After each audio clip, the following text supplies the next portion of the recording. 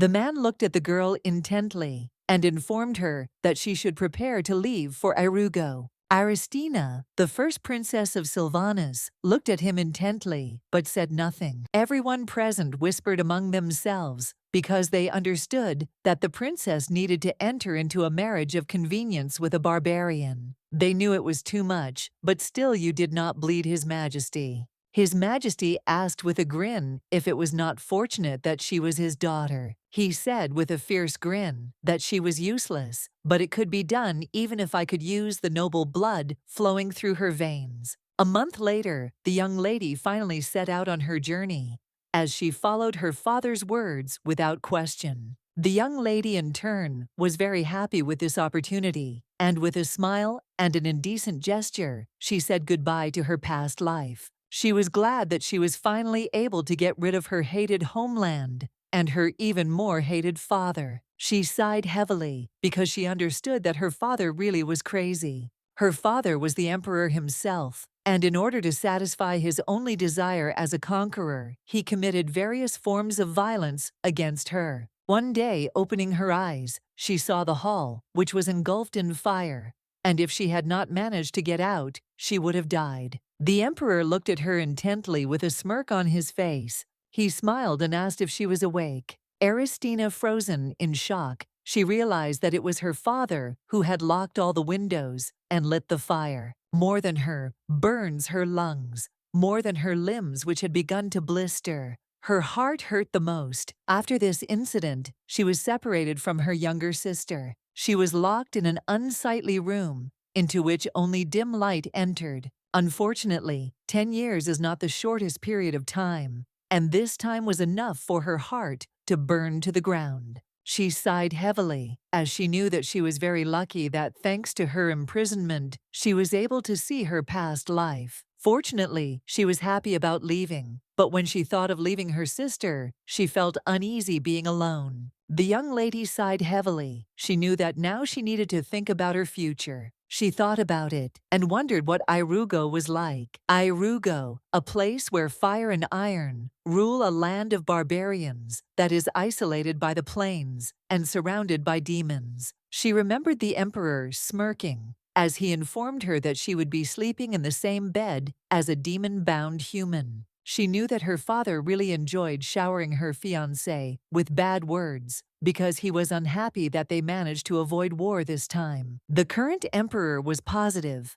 because he wanted to perform a feat and capture Irugo. Unfortunately for the emperor, however, he lost the war, and the reason for his loss was Tarquin, the young lady's future husband. As a result, the heads of state decided to conclude a peace treaty, which led to a marriage of convenience. The lady knew that her father had no intention of ending the war, and the truce was only concluded to buy him time. She knew that he wanted to occupy the territories and start a war in the near future. She sighed heavily, as she knew that was the reason he had sent her away as a discarded card. Aristia understood perfectly well that her death would fall on the shoulders of Irugo. She understood perfectly well that declaring war on a country that had entered into a marriage alliance would be a moral duty. She looked into the distance with a smirk, wondering if the emperor suspected that she wanted to give him a huge surprise. She sighed heavily, as she knew that she needed to establish cooperation with one person first.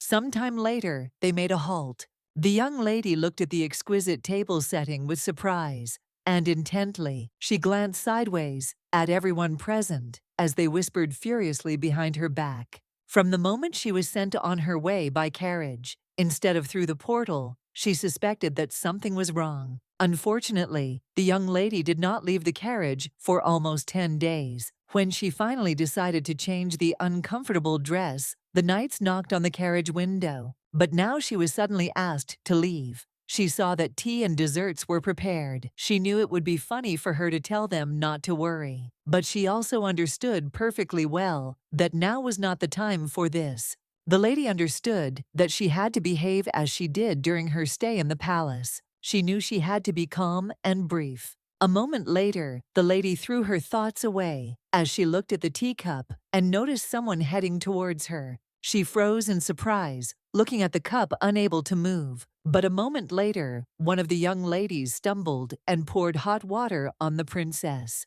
The princess was in shock. She screamed in pain as she was scalded with boiling water. The young lady looked at the princess in surprise and asked for forgiveness since she did not mean to, but she did it. She offered her help to the princess with a smile. All the ladies present with smirks told the princess that she was wet from head to toe. They mockingly said that such a look was not suitable for Varvara's bride. The knights in turn also looked at the princess with mockery. The young ladies, without moving from their place, looked mockingly at the crippled princess. The young princess came back to reality and stared at the hot cup of tea. She was puzzled because she knew what the future held for her. She looked intently at everyone present. She understood perfectly well that her father was eager to obtain one ability, namely, the Emperor's Eye, an ability he thought she couldn't have. But luckily for her, she could see the past, present, and future. She thought for a moment, wanting to see what would happen next. She sighed heavily, as she had already seen everything through the cup.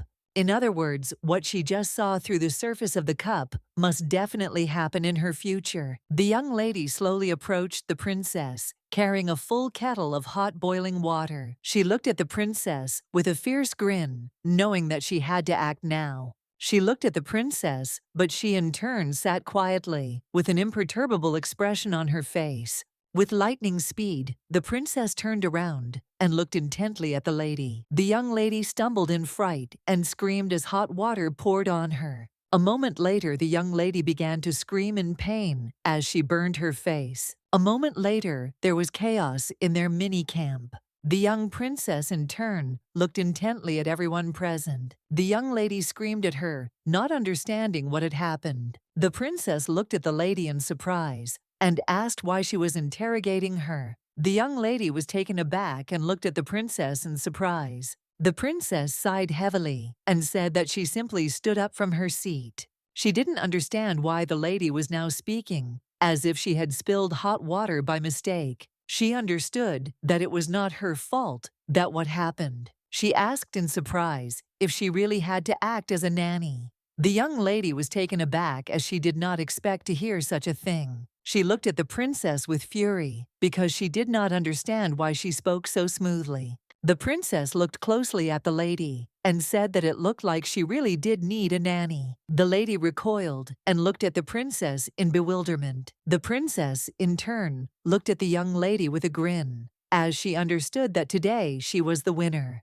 A moment later, the girl screamed furiously as she realized that she would be left with a scar on her beautiful face. She was shocked and didn't know what to do now.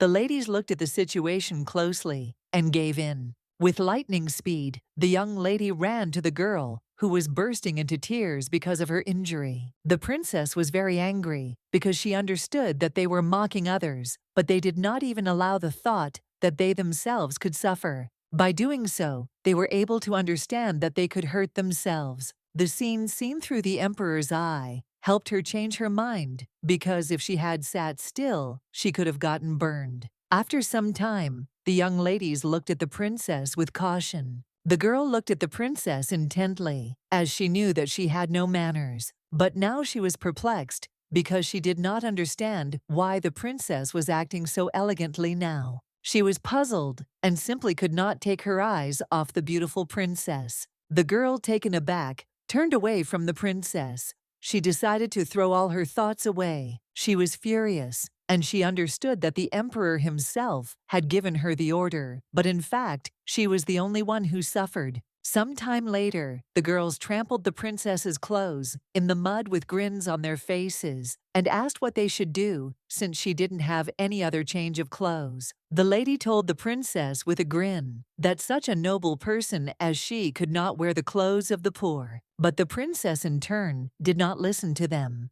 and with the speed of lightning, grabbed her clothes and ran to the carriage. The girl looked at the princess in surprise, as she did not understand why she acted in such a way. Frozen by the carriage, she looked at the princess in bewilderment. She was surprised when the princess, with the speed of lightning, curtained the windows of the carriage. She looked at her companion in surprise and asked what had just happened. The princess knew that after that day, the maids became more hesitant in their mockery of her. They just kept on being capricious and trying to ruin her clothes. The young princess smirked as she tried on the clothes they had ruined, wondering if they thought they could hurt her like that. She knew that compared to having boiling water thrown at her, this level of bullying was very sweet. She knew that even though it was a political marriage, she still needed to prepare a new set of clothes. She realized that unfortunately, she could not wear the new dress as it was completely dirty. She sighed heavily, as she knew very well about the emperor's plans. But for some reason, it seemed to her that the dress would be perfect for a wedding. At the western gate, the young princess was already awaited.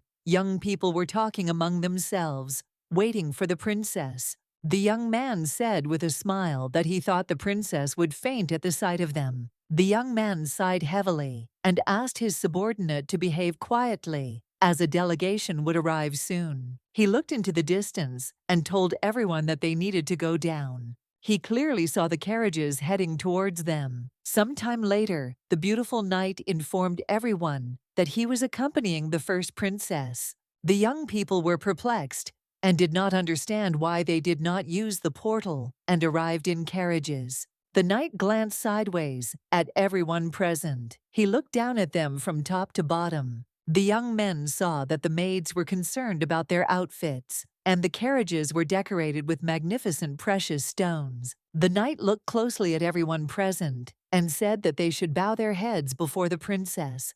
The knight said with a joyful smile that before them was Princess Aristina herself. Everyone present froze in shock when they saw the princess. They were puzzled and could not take their eyes off her, as she was shabby and very small. They were shocked because they saw that she looked like a dirty lump of cotton wool. The young man looked at the princess in bewilderment, as he saw that in comparison with their luxurious carriages, her outfit was strange and dirty. He looked at everyone present with fury, as he realized what the emperor was really planning. She sighed heavily as she understood that the emperor wanted to send her away in the most unkempt form. The emperor, in turn, understood perfectly well that the knights and luxurious gifts would demonstrate the still strong fighting power of their empire. The emperor understood that such a dirty princess would be a perfect fit for such trash. The young people were furious because the delegation from the empire had humiliated their master. The young lady sighed heavily, as she had expected such a reaction. However, she knew that she simply could not be embarrassed by such treatment. With the speed of lightning, she moved from her place and rushed towards the young master. The young man, in turn, also took a step towards the princess. For a while, they looked at each other intently. She looked at the young man and wondered if it was her husband standing in front of her now. She was struck by his beauty and could not take her gaze off him. Looking at the young man, she realized that he had the highest status. A moment later, the young man bowed politely and greeted the princess. Aristine saw that he was very polite and was not even embarrassed by her appearance. She looked at him in surprise and wondered if he was being too polite to her. Now she realized that he seemed to be below her in status. Durant informed the princess that he was ordered to escort her. She asked in surprise where her future husband was, and Durant said that he had gone hunting. She sighed heavily, as she knew that this was the first sign that their married life would not be very good. She sighed heavily, collecting her thoughts. Looking at the young man, she said that it seemed to her that her future husband was very embarrassed in front of her. She looked intently at the young people, not taking her gaze off them. The young people were shocked by this statement. Durant sighed heavily and, bowing, informed the princess that it was not so simple that monsters appeared, and he went hunting. The young lady thought for a moment, as she now understood why her future husband had left his post. She looked at him in surprise and asked why he didn't tell her about it right away. Durant, bowing, told the princess that she had only asked where her future husband was, so he had given a simple answer. She sighed heavily and said that one cannot deceive a person with a pure lie. Aristine, looking at the knight, said that even the truth could become a false answer that would fool another. She sighed heavily as she realized that she hadn't thought about it before, but now she realized that the situation here was different from her time in the empire. She realized that she no longer had to bow to everyone. She understood that she would be surrounded by people who wanted nothing from her. She understood that she didn't have to live up to their expectations. She looked closely at the young man and with an innocent smile said that in the future he had better not fool her either. The young man froze in shock as he did not expect to see her dazzling smile. He understood that even on her dirty face, her eyes shone like stars. It felt like she had shot him straight in the heart, and now he realized that the princess was completely different from what he had expected. The young lady looked at everyone present in surprise and asked in bewilderment what they were talking about. The young men were furious and shouted that their princess was not dirty at all. She sighed heavily as she understood that up until this point, her companions had not been at all concerned about her appearance. She saw that Durant took a step back to avoid an argument since the king was not there. The young man looked at everyone present with fury, and a moment later turned his attention to the princess. He came closer to her and greeted her with a gentle smile. Aristina looked at him in bewilderment. Some time later, the young men were riding horses and discussing this situation. He sighed heavily and informed his friend that the political marriage could be dissolved, but they must not allow controversy to flare up. The young man sighed heavily, as this was all difficult for him. He smiled and told everyone that he didn't even expect the princess to turn out like this. Durant sighed heavily and told his friends not to be too kind to the delegation, as they might send assassins. A moment later, he froze in place in surprise. He was taken aback because he saw many carriages in front of the palace. The young man sighed heavily as he realized that everyone had decided to conduct reconnaissance. He knew his master was absent from the meeting because of the monsters, but he didn't understand why the other royals were idle. A moment later, everyone started whispering as they saw the carriages from the empire. They were wondering what kind of person the princess would be. But a moment later, their gaze darkened. The young princess, in turn, slowly left the carriage. She saw that everyone had gathered to look at her. In turn, the young princess looked intently at everyone present. She felt inquisitive gazes on her, examining her from head to toe.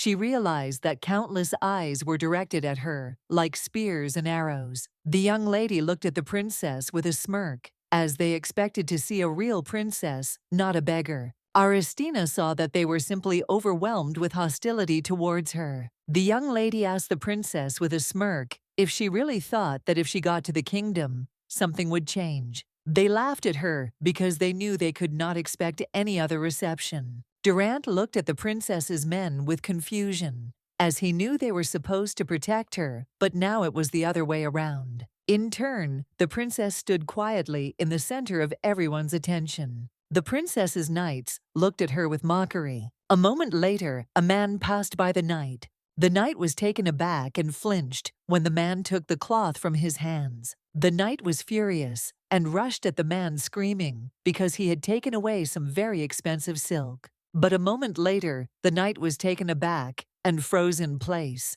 The young lady, in turn, was taken aback and turned around in surprise as someone threw a beautiful fabric over her. She was in shock as the young man lifted her up with his lightning speed. She was puzzled because she realized that someone had wrapped her in silk. She froze in place and couldn't even move. The young man looked at everyone present with anger and said that the most valuable things should be with his bride. The young people greeted their master with smiles. The princess froze in place in surprise and looked intently at the young man. She couldn't take her eyes off his as they sparkled like sunbeams. She looked intently at the young man as she realized that this was her future husband, Tarkan. Aristina looked at Tarkan intently and with surprise. Aristina noticed that he was very tall. She understood that although he had done nothing remarkable, the proud Sylvanians did not utter a word. Tarkan looked at everyone present with a stern and angry gaze. The young men backed away. The young man looked at him puzzled and said that they heard that his bride had arrived. He looked at them intently but said nothing.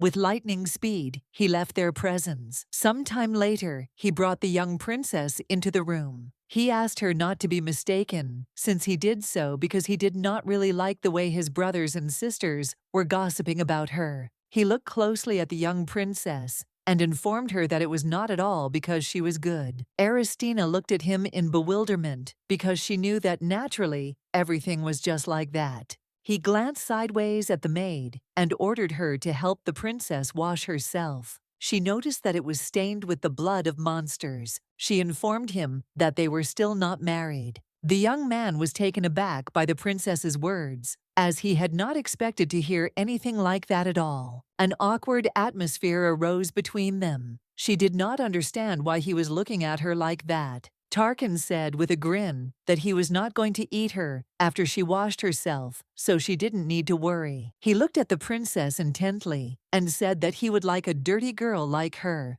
Aristina looked at him in surprise. He sighed heavily, as he simply wanted to say that she was dirty. Looking at the young princess, he realized that there was a misunderstanding between them. She looked at him intently and told him that he was a total pervert. The young man froze in shock, as he did not expect to hear something like that. He looked at her intently and said that he would not eat her. Aristine told him that was all that was why. They quarreled for a while, but the princess finally said that she meant that they were not married, so they could not bathe together. The young man froze in shock, as he now understood why she had said such words. He looked at the princess intently, as he saw her piercing gaze on him. He sighed heavily, as he now understood what she was talking about. He informed the princess that he would go wash himself somewhere else. She looked at him in surprise, but then realized that it was normal that there were several places to swim in the castle. The princess was a little puzzled, as she had lived alone in captivity for too long, so she had forgotten some things. She sighed heavily and agreed with him. A moment later, she approached the maid and asked her to accompany her to the bath. The young man looked at the princess intently, as you thought she was a very strange girl. Initially, he thought she would be confused. He assumed that if she was related by blood to the aristocracy, then you would be in a beautiful palace. For this reason, he thought that she was not at all used to such situations. But at that moment, she looked as if she had become insensitive, as she was no longer able to be proud. He sighed heavily, as he did not understand at all why she was so dirty.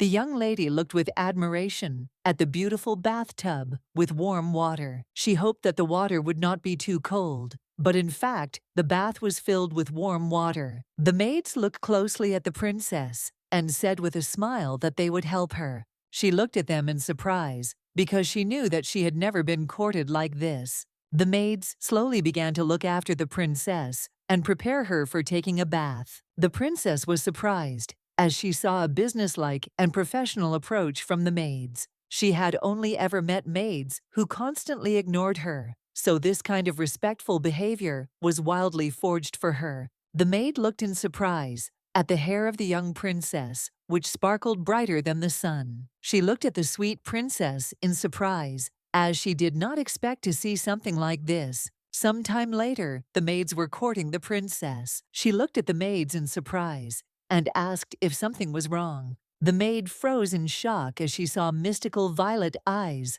like the dawn's sparkling silver hair. The maid froze in place, in shock and embarrassment. The maids, taken aback, asked the princess for forgiveness. Aristina looked at them in bewilderment. A moment later, the young lady climbed into the warm bath. She sighed heavily, as she felt wonderful. She knew that she simply had to put all her plans on hold and get some good rest now. Sometime later, she froze in place in surprise as the water parted in front of her. She was surprised that a vision appeared in such a situation. Aristine knew that the splashing of water was a sign of the emperor's eye being active. She was surprised and did not understand what she would now be able to see. A moment later, she saw her future husband, but unfortunately, she did not understand when it was happening. Looking at the young man, she hoped that this would be the near past. The young man recoiled as he heard someone calling him. He looked at the young lady in surprise, as he did not expect to see her.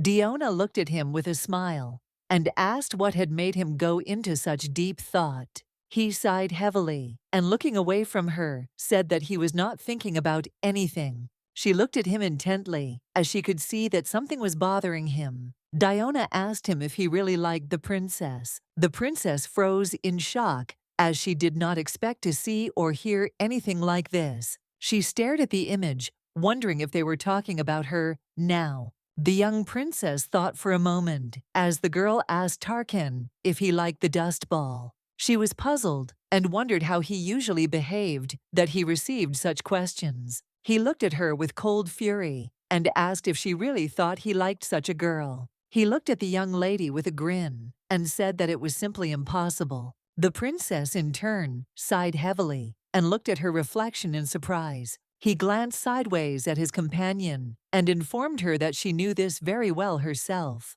Tarkan said with sadness in his voice that his heart was unchanged. Aristina thought for a moment she knew that there is no love in a political marriage. She remembered the girl he was talking to. She thought it might work in her favor if she was his lover. The princess glanced sideways at the maid and asked her to take her to Tarkan. The maid looked at the young princess in surprise, but still agreed. Aristina really wanted to rest, but now she had a chance to get rid of the watching gazes. At the same time, servants who had arrived from the empire inspected the interior decoration of the palace. Diona poured tea for Tarkan with a joyful smile. She glanced at him sideways with a soft smile because she knew he was still the same. She knew that now in front of her was a relaxed predator difficult to approach. She knew he was very elegant and dangerous, but she was very surprised when he suddenly stood up for the princess. A moment later, a maid entered their room and announced that the princess had arrived to see him.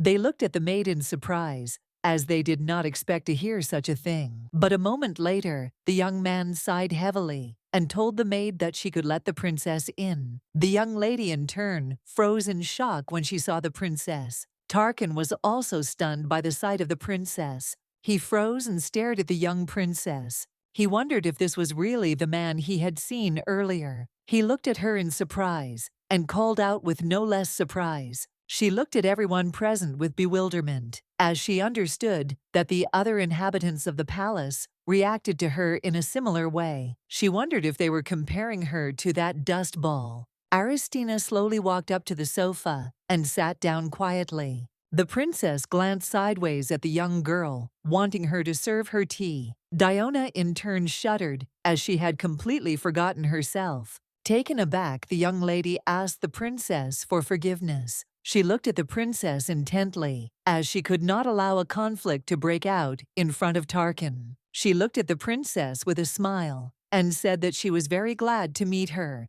and she also introduced herself. Aristine looked closely at the young girl, as she knew her, having seen her recently in her vision. The young man looked at them intently while he put aside all his documents. Looking at Dione, he said that she could go. The young lady bowed and, listening to his order, left. For some time after, they sat in silence, looking at each other. He asked why she was looking for a meeting with him. The young lady looked at him in surprise, as she knew that they would soon become a married couple. She looked at him and asked if they couldn't just have tea together and talk. Tarkan said that they were already together. She looked at him intently, wondering if he really thought that she had volunteered to marry him. She sighed heavily as she realized that everything was not going as she had planned. A moment later, she was taken aback as she really liked the tea. It was the first time she drank it. Even though she didn't come of her own free will, she didn't think that everything would be so good. She sighed heavily and informed him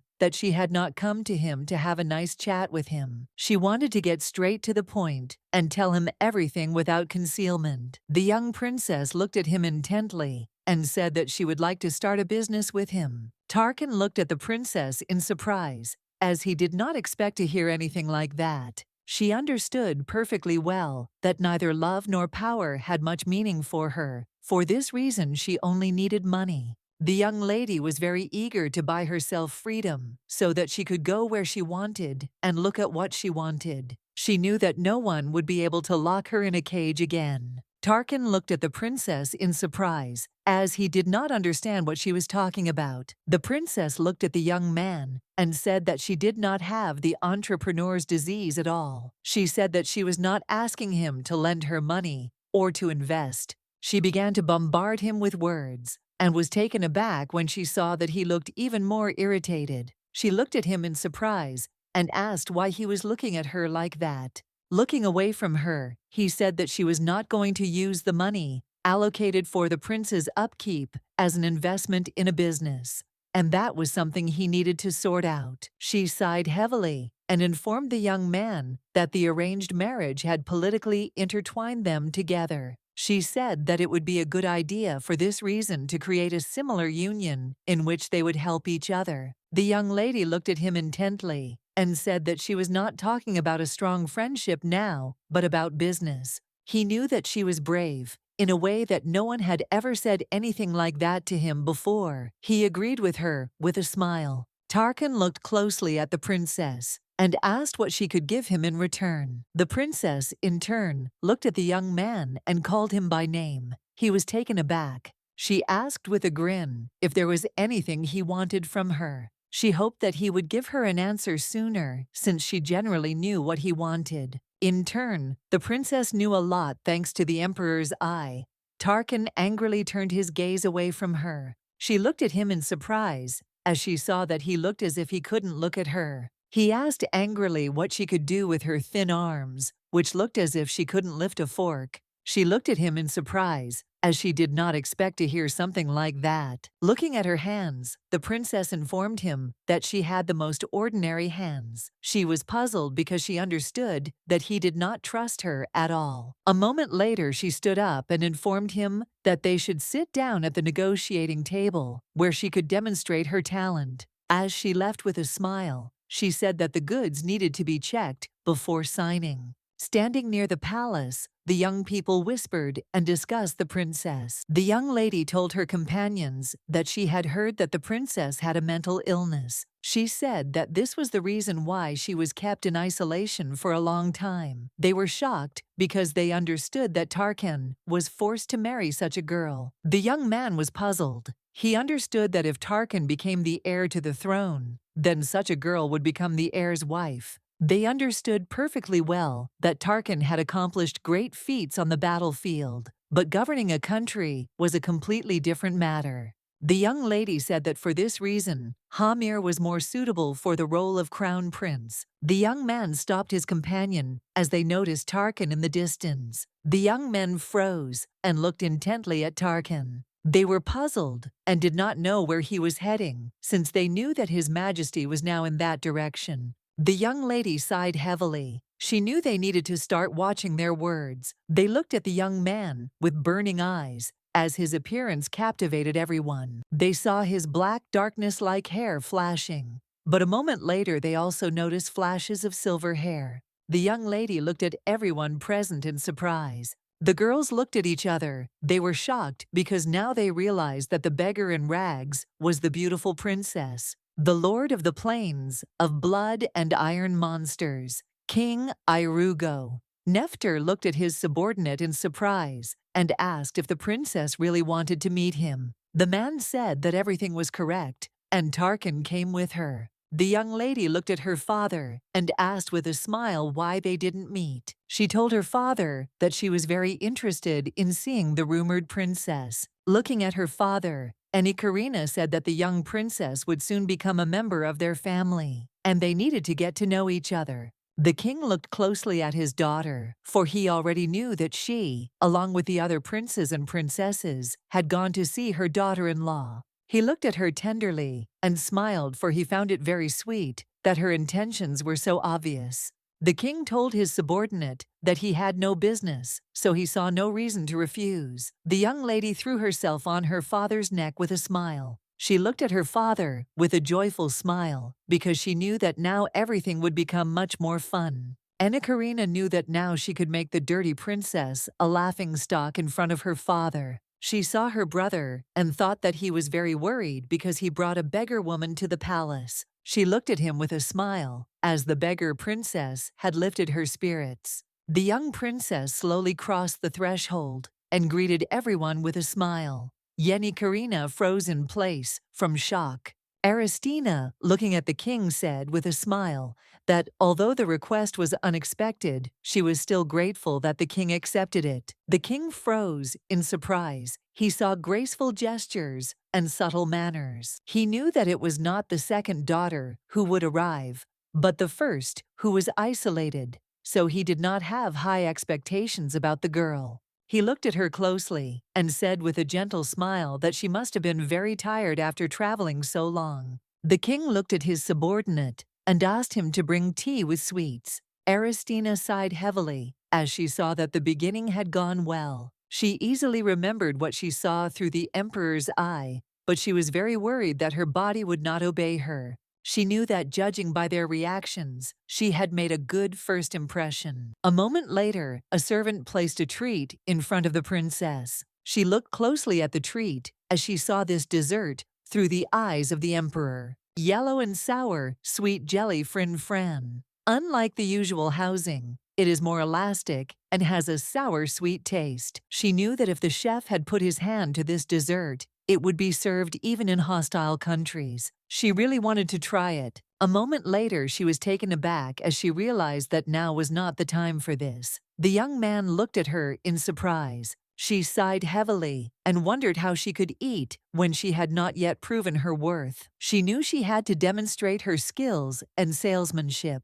Tarkan looked closely at the young princess as he became uneasy. He wondered if she was seriously going to sell something to his father. The king looked at them with a keen gaze and noticed that they had developed a good relationship. He saw that the young people were looking at each other with loving eyes. The king looked closely at the princess and asked why she wanted to meet him beforehand. In all seriousness, the princess looked at the king and began to speak, but suddenly she stopped because she heard a noise.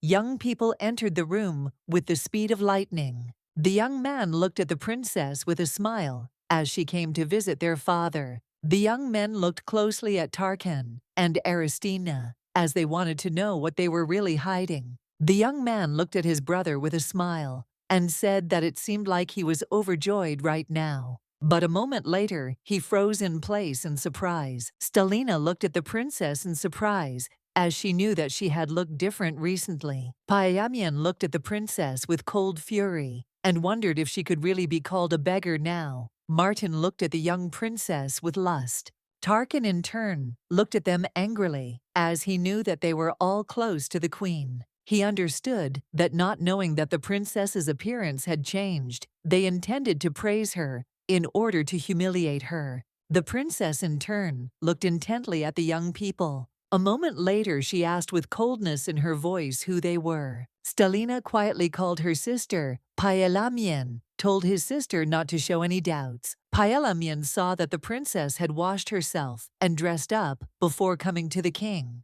Now she was like a different person. Payaamian said with disdain that she would forgive the princess now, but next time she must be more careful with her statements.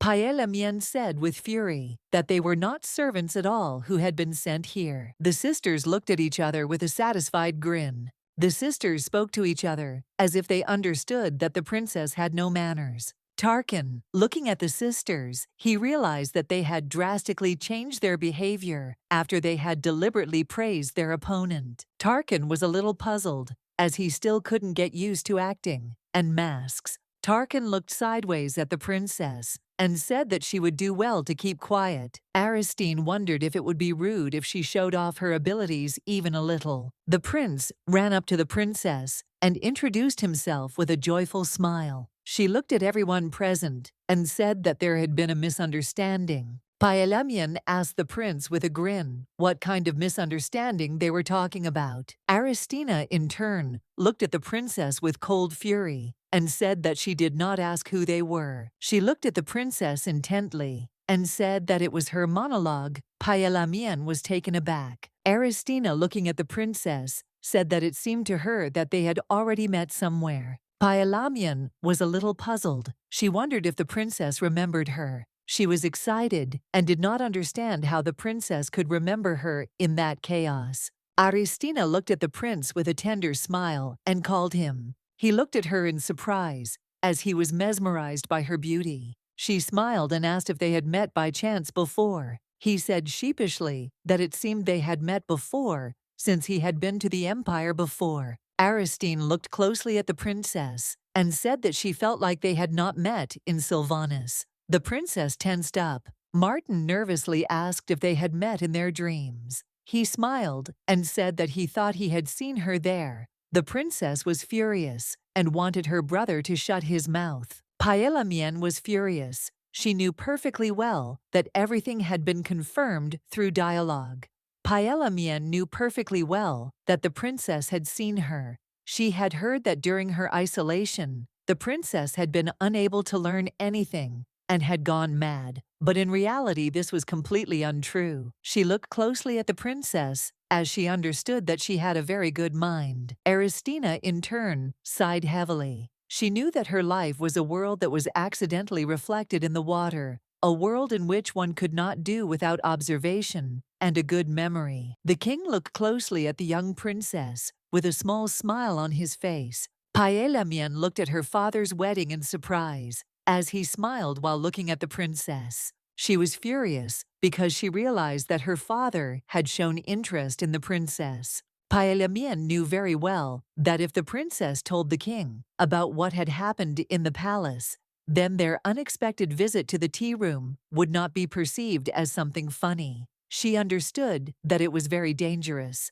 For this reason, she needed to leave soon and come up with another plan. Stelina angrily asked the princess what she was doing. Since having a fiancé, she was chatting casually with another man. She shouted that this was very indecent on her part. Paelamien looked at her sister in surprise, as she had not expected such a thing from her at all. Aristine looked closely at the young princess, as she recognized her, since she had previously said that her blood was low grade. Stelina looked at the princess with cold fury and asked what she was looking at so intently, since she had just voiced one thought out loud. She looked at the princess with a fierce grin. Aristina looked at her intently, as she saw a look filled with contempt and hostility. Aristine thought for a moment, looking at the princess, because she knew that she looked grown up, but she still thought like a little child. Stelina, in turn, was taken aback and angry. Looking at the princess, she asked if her words really seemed funny to her. Paelamien screamed and called her sister. Stelina looked at her sister in surprise. Paelamien, looking at everyone present, said that the fourth princess was still young and asked them to be understanding towards her. Aristina, in turn, sipped her tea slowly. She understood that the young lady was still smart. She was well aware that the crown prince had not yet been determined, and now a battle of factions had been entered between the first prince Hamir, born of the queen, and the second prince Tarkan, who could also take the throne. Aristine knew that unlike Prince Hamir, Tarkan was born of a commoner, which was his political weakness. Aristina looked at the princess and asked if they doubted her belonging to the imperial family. She wanted to know if they were worried about her origin. The princess was taken aback, as they did not expect to hear such a thing. She sighed heavily, as she knew that the pure-blood princesses doubted her. She asked if it was because they couldn't challenge Irugo's position. The maid bowed to the queen and said that the princess and the prince had gone to the main palace. The queen looked intently at her servant, but said nothing. The maid was worried and did not know if everything would be okay. The queen sighed heavily and said that everything would be okay, as it was an informal audience, so her visit would not look unusual. The queen was very happy, because she knew that her sweet daughter would cope well with everything. She knew that Paelamien, although the daughter of a concubine, was smarter than others, so she chose her for her retinue. Paelamien, in turn, was shocked. She shouted that the princess was still young, so she was not so far-sighted. Stelina looked at them in surprise. The prince said with a grin that his sister does not know when to speak and when to remain silent. Paelamien said with a grin that the young princess cannot distinguish reality from fiction. Stelina froze in shock. She didn't understand why her sister and brother were talking about her like that. She saw that now her sister had become a stranger to her. She was surprised and did not understand what had happened because she knew that her sister had always been on her side. She was in shock and did not understand how something like this could happen. Tarkan looked closely at his relatives. Tarkan understood perfectly well that the official audience with the representatives of the empire would take place tomorrow, but if they found out about what had happened today, they would not miss their chance. He knew that the peace agreement had not yet been signed. They were currently walking on thin ice trade agreements, right of passage, right of use, and many other things. Even if these were the words and actions of an immature princess, this time the empire would try to use them as a pretext. He understood perfectly well that in such a case everything would fall on the shoulders of the queen, and that is why they tried so hard to smooth everything over. He understood perfectly well that the problem now was whose side his father took. Paelemien said with a nervous smile that this was not Irugo's position. Since the fourth princess was still young, she was not so far-sighted. Stalina huddled, not knowing what to answer. The prince looked at the princess with a smile and said that everything was correct and she should be generous. She looked closely at everyone present, as she understood that now they would behave more quietly. Upon arrival in the kingdom, she did not even think of paying attention to their rude behavior. In turn, the princess just wanted them to be quieter. She turned around in surprise and looked intently at the king as she felt his gaze on her. She was surprised and didn't understand how long he looked at her. She sighed heavily as she understood that everything was going against her plan. She knew she had gotten the king's attention, but she didn't know if it was a good thing. She sighed heavily because she understood that she was still worth the attention that was removed from her. She knew that if she crossed the line a little, it would not become a problem of national importance. It would become a problem. But the princess of an enemy state reproached his daughter. She knew that she would now live in the kingdom, so contempt for the king would not play into her hands. She looked at the king with a soft smile, because she knew that he did not need to worry at all, because there was nothing to fear for. The king looked at the princess with a soft smile. Paelamyan was shocked by her father's behavior. Aristine, with tears in her eyes, told the king that when she arrived, she had been insulted and had become very sad. She said that she was called a country bumpkin and despicable. She knew that this was not just a condemnation because of her background, but mockery. Paelamyan, in turn, saw a distorted image of the king and princess. She was furious because she understood that if the princess told her father about everything now, a dirty war would begin. She wondered if she should take responsibility for everything. The young lady looked sideways at her sister and told her to slowly apologize to her sister. Stalina was shocked, as she did not expect to hear something like this from her sister. Paelamyan realized that they were making too many jokes about the princess, while they were also susceptible to rumors and their own carelessness. She looked closely at her sister and told her to do everything faster. Paelamyan sighed heavily. She knew she had made a mistake, and she had to take her sister's explosive nature into account. But a moment later, the princess still asked Aristine for forgiveness with cold fury. Aristina looked at the princess in surprise and said that she thought she wanted to say something else. Paelamyan looked at her sister in confusion, not understanding why she was looking at her like that and why she was studying her expression. Aristine looked closely at the young ladies and said that she thought they were saying something else. She remembered that they had said that she was of low birth. The princess was taken aback. She did not expect to hear anything like that. Paelamyan looked at her sister closely and asked if this was what she called a sincere apology. She told her sister to give the princess a more worthy apology. Paelamyan looked at her sister with cold fury. She wanted to get out of the hall as quickly as possible. Stalina froze in shock looking at her sister because she did not expect such betrayal from her Paelamyan. Looking at her sister, asked if she did not want to admit the mistake, then would she like to explain herself now? Stalina, in turn, was shocked by her sister's actions, but a moment later she asked the princess for forgiveness in a trembling voice and also offered her sincere apologies. Tarkan looked at his sister in surprise, as the sight was funny. He saw that the stubborn and arrogant princess apologized and also knelt down. Tarkan glanced sideways at the princess, wondering if she was enjoying the apology he had given her. He turned around with lightning speed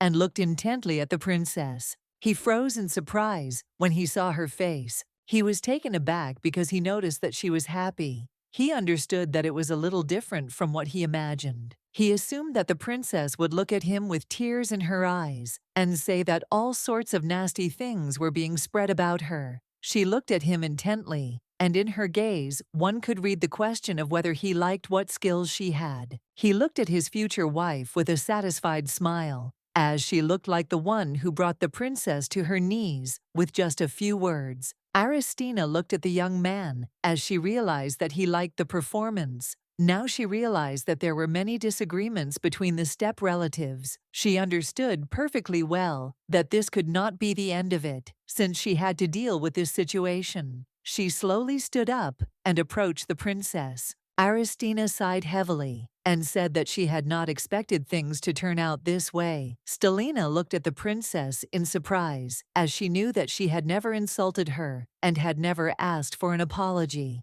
Aristine looked closely at the young lady and asked her again if she had anything else to add. She slowly extended her hand to the princess, as she felt uncomfortable watching the princess kneeling. Stelina looked at the young princess in surprise as she realized that she was generous to her. She noticed the princess's patient and measured speech, but her cold gaze frightened her. Stelina saw that the young princess looked like her father. In turn, the king looked intently at the young princesses. He looked at the princess with a sweet smile, as he realized that she was a very smart young lady. He understood that she was well aware of her position and skillfully used it. He understood perfectly well that this was a bold decision on her part. She acted within the bounds of decency, and nothing excessive was done on her part. He looked closely at the young prince and Ace and said that this was enough. He looked at them calmly and said that they had stopped standing and could sit down. He understood that they had suddenly appeared during tea time and had arranged a carnival. The young people whispered quietly among themselves. They were puzzled and did not know what was best to do. Enikarina, in turn, shouted to her father that he was right. She looked at them in surprise and asked why they were doing this on such a happy day. She shouted that they had behaved rudely to the princess and had angered her sister. The young princesses backed away. They were confused and could not answer. Enikarina looked at everyone present with the most innocent look and said that she was very sad. She said that they would soon become one family, but they had already managed to make a bad first impression of themselves. Enikarina, she looked at them intently and asked what they should do if the princess completely misunderstood everything and hated them. Aristina was taken aback since she did not expect to hear such a thing. Aristina looked closely at the young princess. She saw that she had a fragile body and pale skin, and also noticed that the king and the young princess had the same turquoise eyes. Enikarina, with a joyful smile, said that she was very glad that she now had another sister. Aristina, looking at the princess, realized that she was the queen's daughter and therefore was Hamir's younger sister. Enikarina slowly approached the princess and asked with a smile if she could call her Tina. Enikarina looked at the young princess with a grin, waiting for her answer.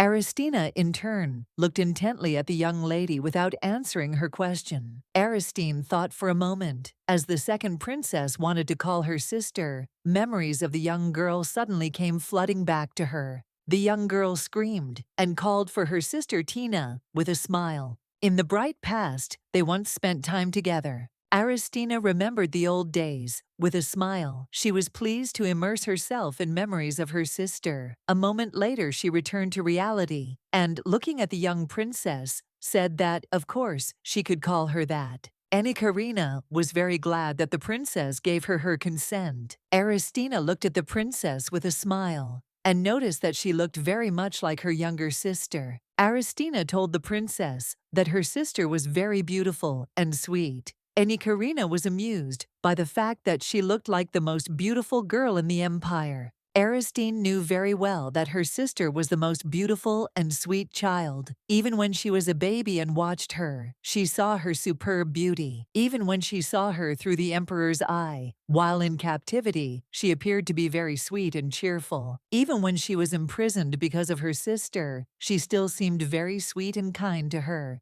Enikarina looked at the princess with a smile and asked if she knew anything about this dessert. The princess did not answer. With lightning speed, Yenikarina squeezed in between the young people. She looked sideways at her brother and his displeased face. The young princess knew that Aristine had entered into a political marriage without love, and upon arrival, she met rude men who smelled of blood. Enikarina, on the contrary, behaved kindly with the princess and reminded her of her home. She understood perfectly well that she was just a beautiful and sweet princess. She knew that it was very easy and simple to attract her attention. Enikarina looked at the princess with a gentle smile and called her Enikarina. In turn, understood perfectly well that she had to be kind to the princess in order to appease her father. Enikarina looked closely at the princess and said that if she was not happy with anything in the palace, she should tell her because she could help her with anything.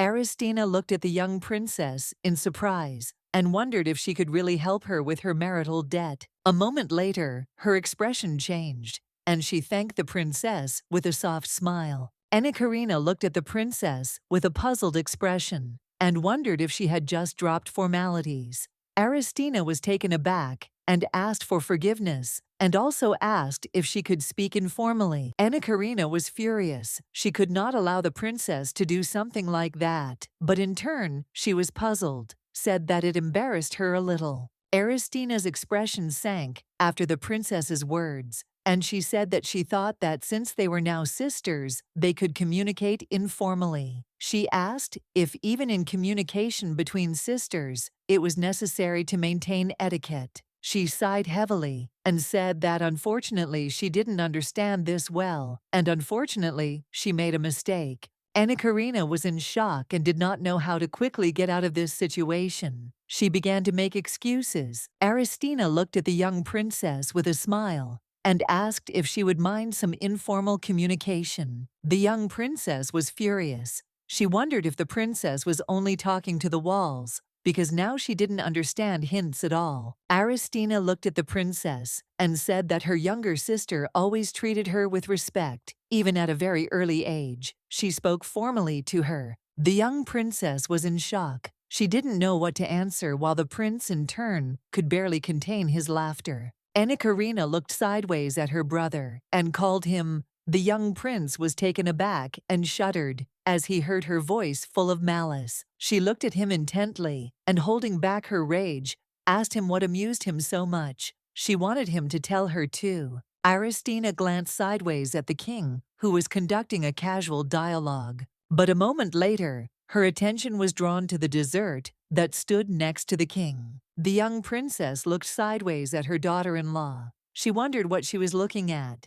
She wondered if the princess had seduced her father. But a moment later she realized that the princess was seeing this dessert for the first time. She looked at the princess with a fierce grin, because she did not know that if someone brought a vein to her father, he always gave it to her. Enikarina cried out with a joyful smile that she really loves jelly. The king looked at his daughter intently, as he had just remembered this. She smiled and asked the king if he could give her his portion, as usual. But a moment later, everyone froze in place, including the king. He looked at the princess in surprise as she handed him a fork with dessert. Everyone present froze in shock because nothing like this had ever happened before. She looked at the king intently and said that he should open his mouth. He looked at her in bewilderment and asked if she really wanted to feed him. The princess looked at the king intently and said that everything was correct, and she called him father.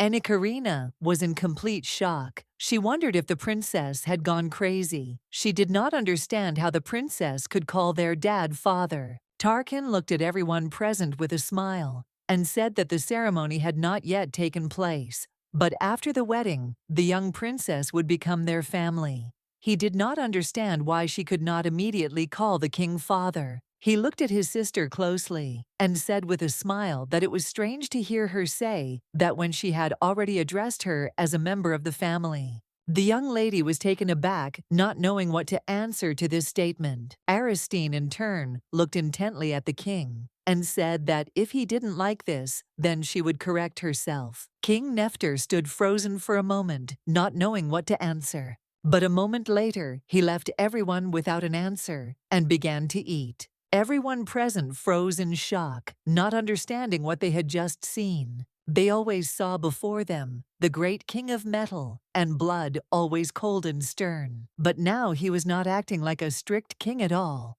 A moment later, the king informed the young princess that she could address him that way. The princess looked at the king with a soft smile. Ekaterina was furious. She understood that this was simply impossible. She looked at the young princess in surprise and wondered if she knew about the king's secret. At the same time, the king was enjoying a wonderful dessert. Everyone looked at them in surprise, as they had never seen anything like it before. The young princess gave the king piece by piece. They were surprised because they saw that the king had already eaten several pieces. His children were confused because they did not know how much more he would eat. The young princess looked closely at the king and asked if his food was tasty. He looked at her in surprise, as he did not expect to hear such a question. But after a few minutes, he said that it was very tasty. The young man looked at his father in surprise, wondering if he had gone crazy. Tarkan was puzzled and did not understand what had happened to his greatness and authority.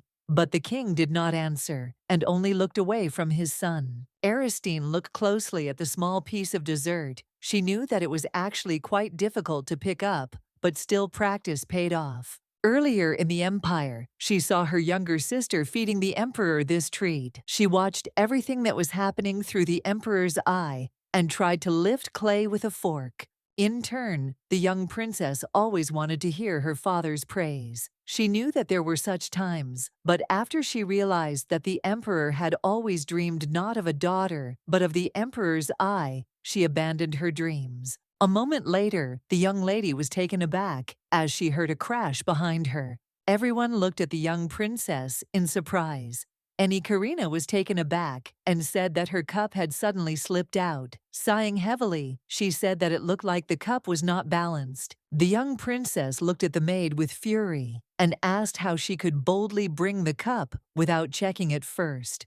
Paelamien looked at the princess in surprise, as she knew that the girl who always took care of her appearance had just raised her voice. Aristina looked at the piece of jelly in surprise, because unfortunately she was distracted and it fell. She sighed heavily as she realized that unfortunately she would not have the courage to behave like that in front of her father. She sighed heavily because she knew that there was one secret. A secret that neither the servants nor even Tarkan knew. The young princess did not just want to eat, which is why she constantly begged for dessert from her father. The fact is that the king had one great secret. His right wrist was wounded. Although the wound did not affect his life in any way, but in wartime, it can easily withstand the turmoil. Everyone understood perfectly well that the injury could cause anxiety among the people and undermine the morale of the soldiers. For this reason, the king tirelessly continued to hide his injury. But since such slippery food as jelly could give rise to suspicion of injury, he preferred to avoid dessert. The princess always told her father, with a happy smile,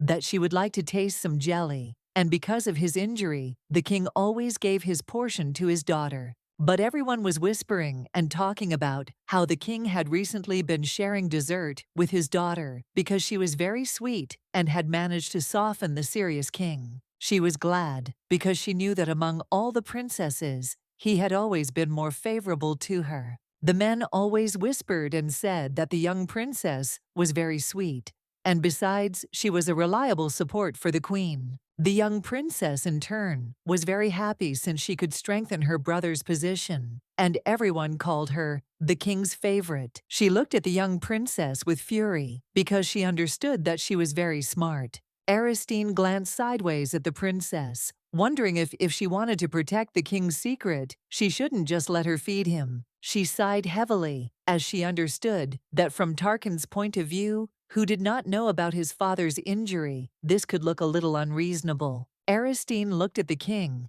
as she knew that there was nothing sadder than not being able to eat what you wanted when you were sick. She was worried and wondered if Russia would give birth to a king for treating him like a child. She sighed heavily, as she understood perfectly well that unfortunately she had little contact with people and therefore could not know exactly how he would behave. In general, she knew little about people. She was puzzled and lost in her thoughts and conjectures.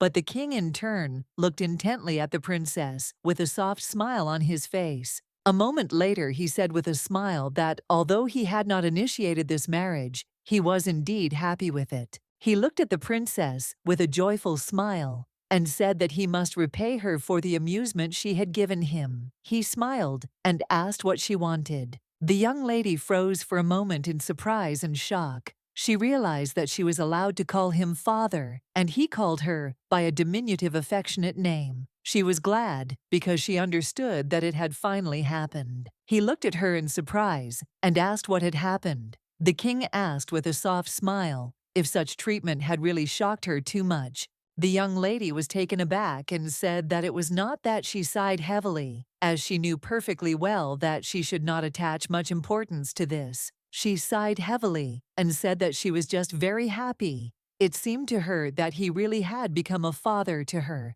The young lady sighed heavily and looked at the king with a joyful smile. She knew she had done well and was glad that she had regained her courage. She looked at the king with a smile and said that when he asked her if she wanted anything, he hit the nail on the head because she had one wish. Everyone present looked at the princess in surprise, as they were surprised by her words. The king looked at the young princess in surprise and asked what she wanted. He asked if she wanted land or jewels. The young lady glanced sideways at her future husband. She was glad because she was finally able to reveal the true purpose of her visit. A moment later she looked at the king intently and said in all seriousness that she wanted to clear Irugo of its reputation as a land of barbarians. Everyone present froze in shock after the princess's words. Tarkan in turn froze in surprise looking at the young lady. She looked at the young man intently, as she had now proven her skills to him. She knew that she was a contract that deserved to be sealed,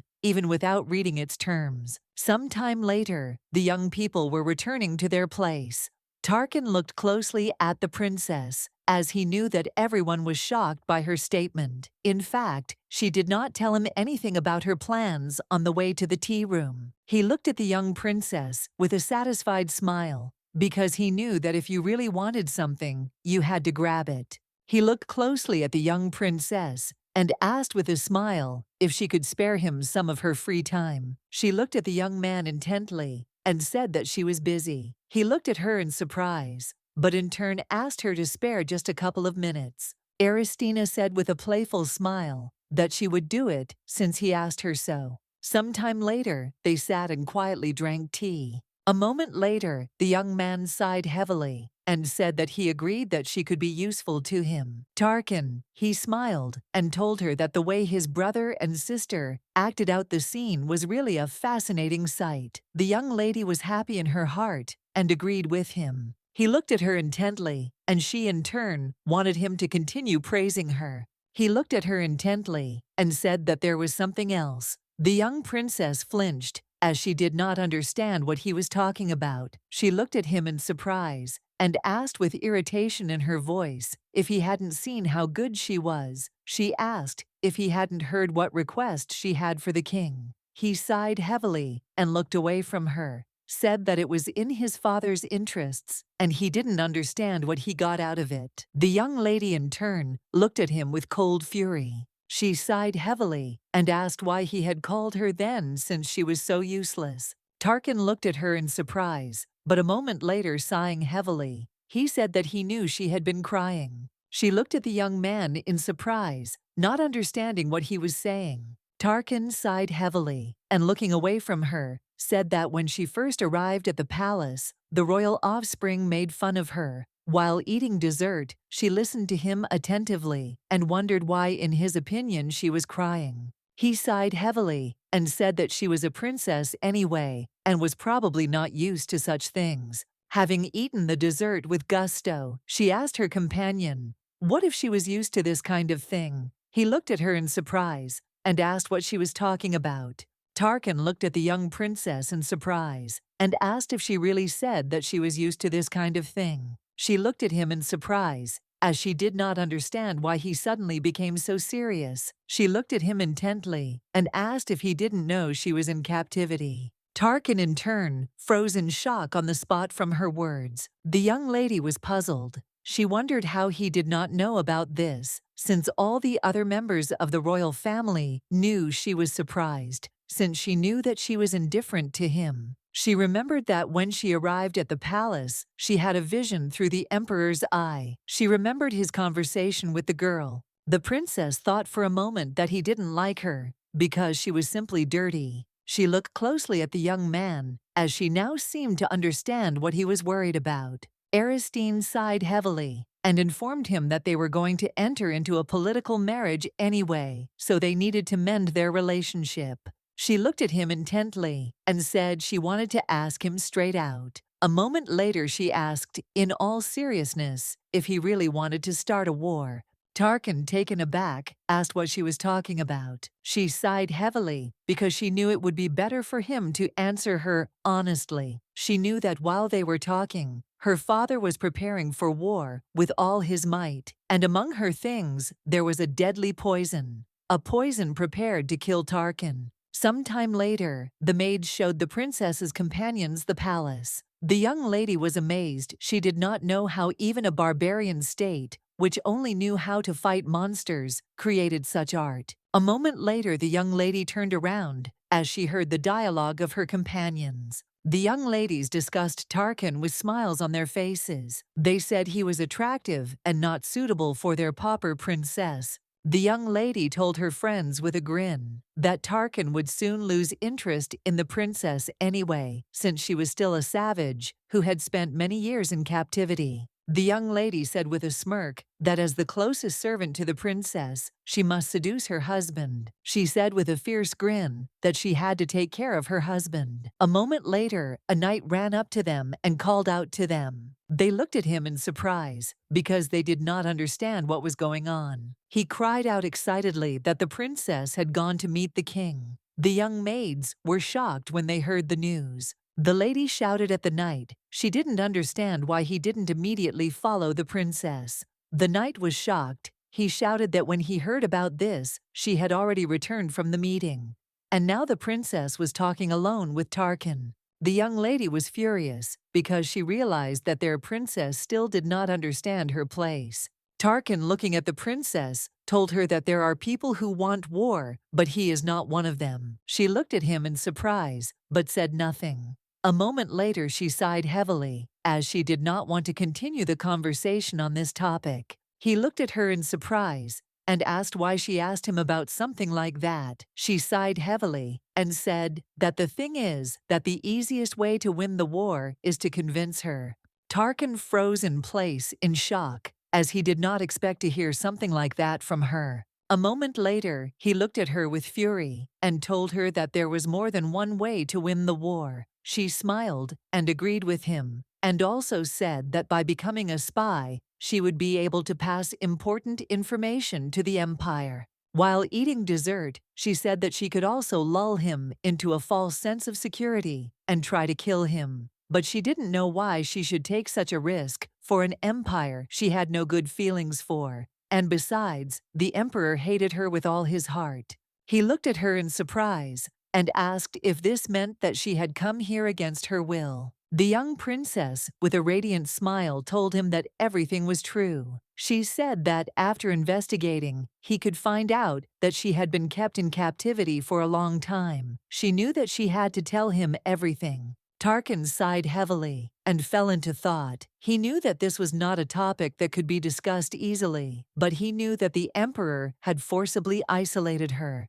He understood perfectly well that there was a high probability that the wedding had been arranged for the sake of her death. The young princess looked closely at her companion and said with a smile that she did not want to die at all. She said that he also did not want to start a war, and their interests now coincided. He froze in surprise, as he did not expect to hear such a thing. A moment later, the princess said that he was currently in a battle for his inheritance. He sighed heavily, and with sadness in his voice, asked if she really wanted to create an alliance to help him. She looked at the young man with a joyful smile, because he understood everything. She smiled and told him that she would make every effort to keep him safe, because the world depended on it.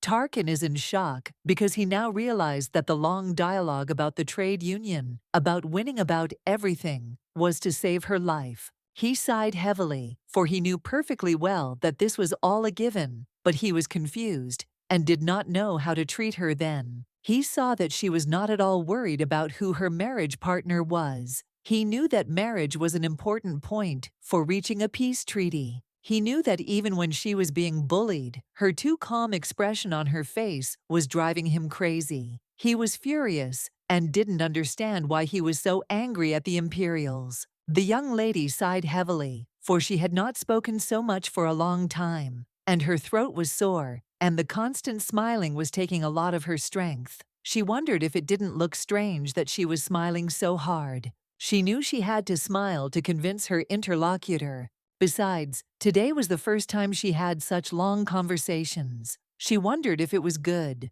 She noticed that unlike the first meeting, the young man now looked more gentle. She knew there was a bit of a pervert in him, but luckily for him, they understood each other. She considered for a moment whether she should act now. Aristina looked at the young man with a radiant smile and said that they could help each other for the sake of their common safety, calling him her partner. He looked at her in surprise and asked if she knew what the meaning of her words meant. She smiled and asked if he didn't know what a political marriage was, but he smiled and said that of course he knew what it was. A moment later, he shook her hand tenderly. She smiled and said that she thought their relationship would be good. Devoid of any love, she knew that they would be like business partners. Tarkin looked intently at the young princess, but said nothing. A moment later, looking at her, he asked if she wanted something beyond this. She looked at him in surprise, as she did not expect such a question. But a moment later, she excitedly said that she had a great idea for a business. The young man froze in shock as he did not expect this. The princess was taken aback and said that she did not have the entrepreneur's disease. She asked him not to look at her with such a close gaze, because she was telling the truth. The young lady sighed heavily, as she knew that her plan was indeed good. She knew that she should tell him more about it when he trusted her more. A moment later, she looked at her knight in surprise, who was flustered. The knights were taken aback, and looking at the princess, he cried out and called her. He was furious and did not understand where she had been, that she was returning so late. He shouted that since she had come to another country, she should behave appropriately. He was furious because he knew that because of the princess, he had received a severe reprimand from the maids. He did not understand what would happen to his reputation. Now he understood that he had to scold her so that she would not leave again without permission. The young lady in turn froze in shock, as she did not expect such a thing.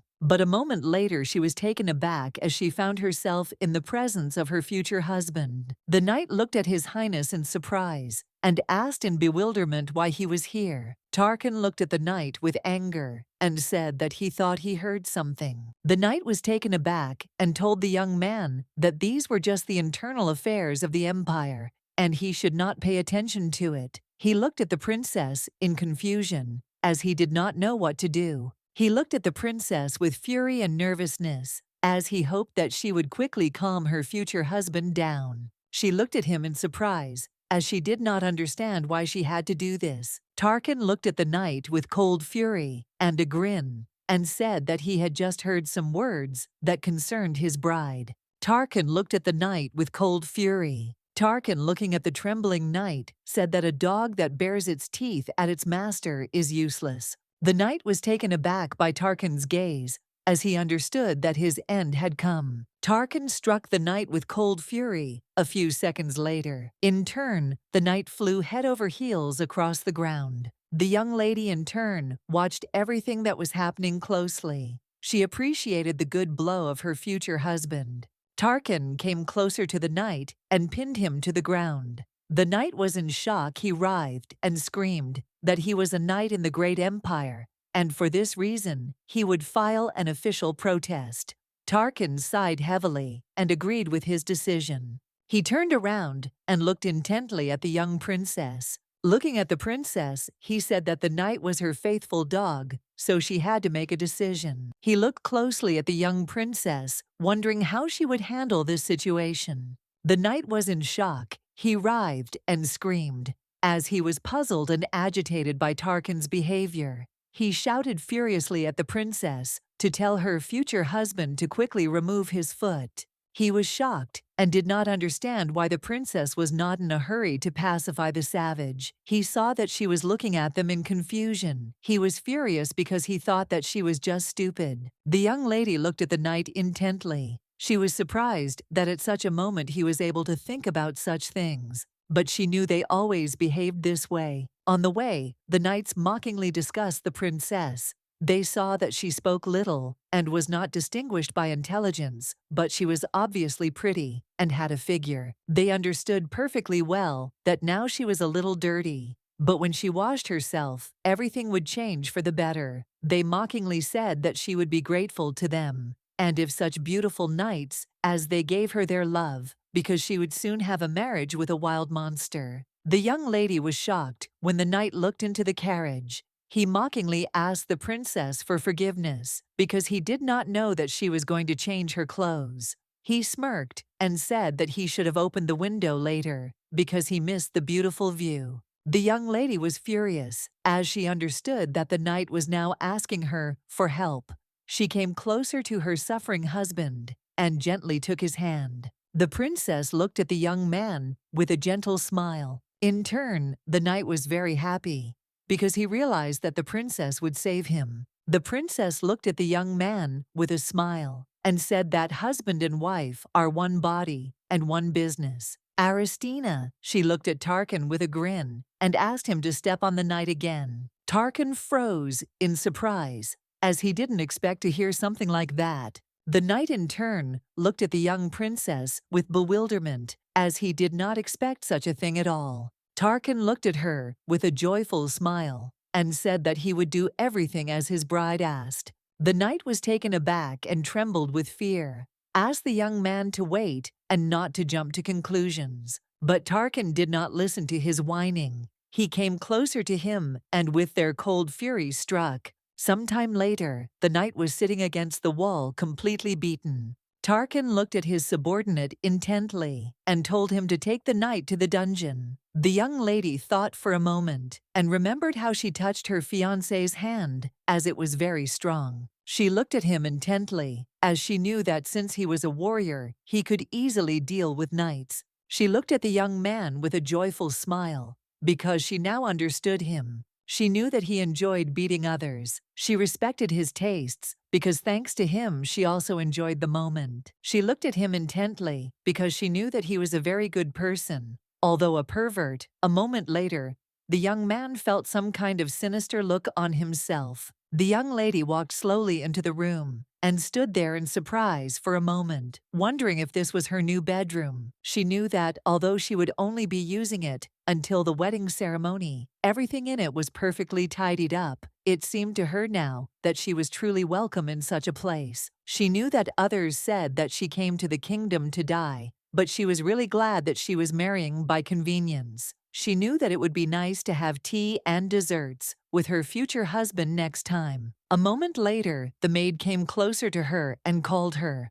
The princess looked at her in surprise and asked if it was really her name that she had called. The maid was furious, as she had called the princess many times, but she had not answered. The maids whispered quietly among themselves. They realized that all of Irugo's maids had left the room. A moment later, the maids surrounded the young princess and asked her angrily if she wanted to explain something to them. Aristina looked at the maid and asked if she understood the barking of dogs. The young lady was taken aback as she did not understand what he was talking about. The princess, she said with anger in her voice, that of course she did not understand this. She was perplexed and did not understand why the princess was asking such a thing. The lady looked at the princess with a sneer and asked if it was because she couldn't communicate with people that she had mastered the language of dogs. She said with a sneer that they were really on the same level. The princess sighed heavily and told her maids that they could not be dogs either. The young ladies were taken aback by shock. They simply could not believe that the princess would tell them something like that. The young lady looked at the princess with anger and asked what she just said. Aristine knew perfectly well that they were not even on the same level as dogs, since they had no sense of duty, no trust, and even dogs were cuter in comparison. Aristine looked closely at the maids and said that at first she thought she heard the dog barking somewhere, but this happens so often that even dogs are not capable of such a thing. Palace companions are formed from ladies who come from high aristocratic families. They differed from ordinary maids and courtiers because they became interlocutors for the imperial persons or assistants in business. Only noble and erudite girls from high aristocratic families could become companions, but those from inconspicuous families were ordinary ladies. Entering the abandoned palace as a princess, they only giggled a little, plundering the budget. The lady asked the princess with cold fury if she had forgotten the words of the emperor. She asked the princess what the emperor would do if he knew about her behavior. The young lady sighed heavily, as today had been a very busy day for her, and she was very tired. She wanted the ladies to leave as soon as possible, so she agreed with them. The young lady looked at the princess with her fury, as she did not understand why she was nodding absent-mindedly. She thought for a moment, because the princess was always like this. No matter how much she was scolded or reproached, she was careless and could not understand anything. Even when her holy clothes were trampled by dirty feet, even when her food was laced with rubble, she was a fool whom I could only blink my eyes at not understanding anything. The lady knew that if her family had more money, she would not be babysitting the princess now. She looked at the princess with fury and told her not to forget her duties. The princess looked at her with bewilderment, as she did not understand what she was talking about. She looked at the princess with a grin and asked if she had forgotten. She mocked the scene and said that the role of the princess is death. The princess froze in place for a moment and was taken aback without saying a word. The girls looked at each other in surprise, as they did not understand what was being discussed. The lady was furious. She understood that in front of her now was a princess who constantly blinked her eyes, but now she suddenly expressed her protest. She wanted the princess to nod quickly because she knew everything well. The princess looked closely at her companion and said that she was mistaken, since they were now in another country and not in the empire. The young lady froze in shock as she did not expect to hear anything like that. She realized that her dreams were shattered into pieces. The young ladies were furious, for they understood that the princess was proud only because of this. They were afraid that it was true, but she really did not understand anything. The princess sighed heavily, as she understood that they could not even be dogs. She said that they had no idea how they should behave in the future. The girls looked at each other puzzled and frightened. They were surprised that the princess interrupted them. They did not expect such a reaction from her at all. The princess looked at them intently and asked with a smile what she should do with them, since she only took in well-behaved dogs. She asked with a grin what they usually did with wild mongrels. She looked at them intently and said that they were becoming trophies or prey for a predator. The young ladies were shocked. They asked if she was really making fun of them. They kept shouting that they would definitely report everything to the emperor. They shouted furiously that no one loved her and no one would support her. She sighed heavily and, looking at her companions, said that they were stupid after all. She looked intently at the young lady, who in turn was taken aback. The lady was shocked. She called Lady Rosalind, so that she would already tell the princess something. She was furious and asked Rosalind, was she really going to let the princess get away with everything like that? They shouted and called for Lady Rosaline, but the lady stood dumbfounded. Rosaline, in turn, wondered if all those blinking eyes, in response to mockery and reproaches, were just an act. And this was how she covered her claws. Rosalind now understood perfectly well that the princess was simply using the mask of a fool, flawlessly deceiving everyone. Aristina looked at them intently and said that dogs understand human speech. They are smart, and if they are told to sit, they sit. If they are told to wait, they wait. She wondered where she could find such a dog. Rosalind slowly approached the princess and looked at her with cold fury in her eyes. She trembled with rage as she looked at the princess. But a moment later, everyone present froze in shock.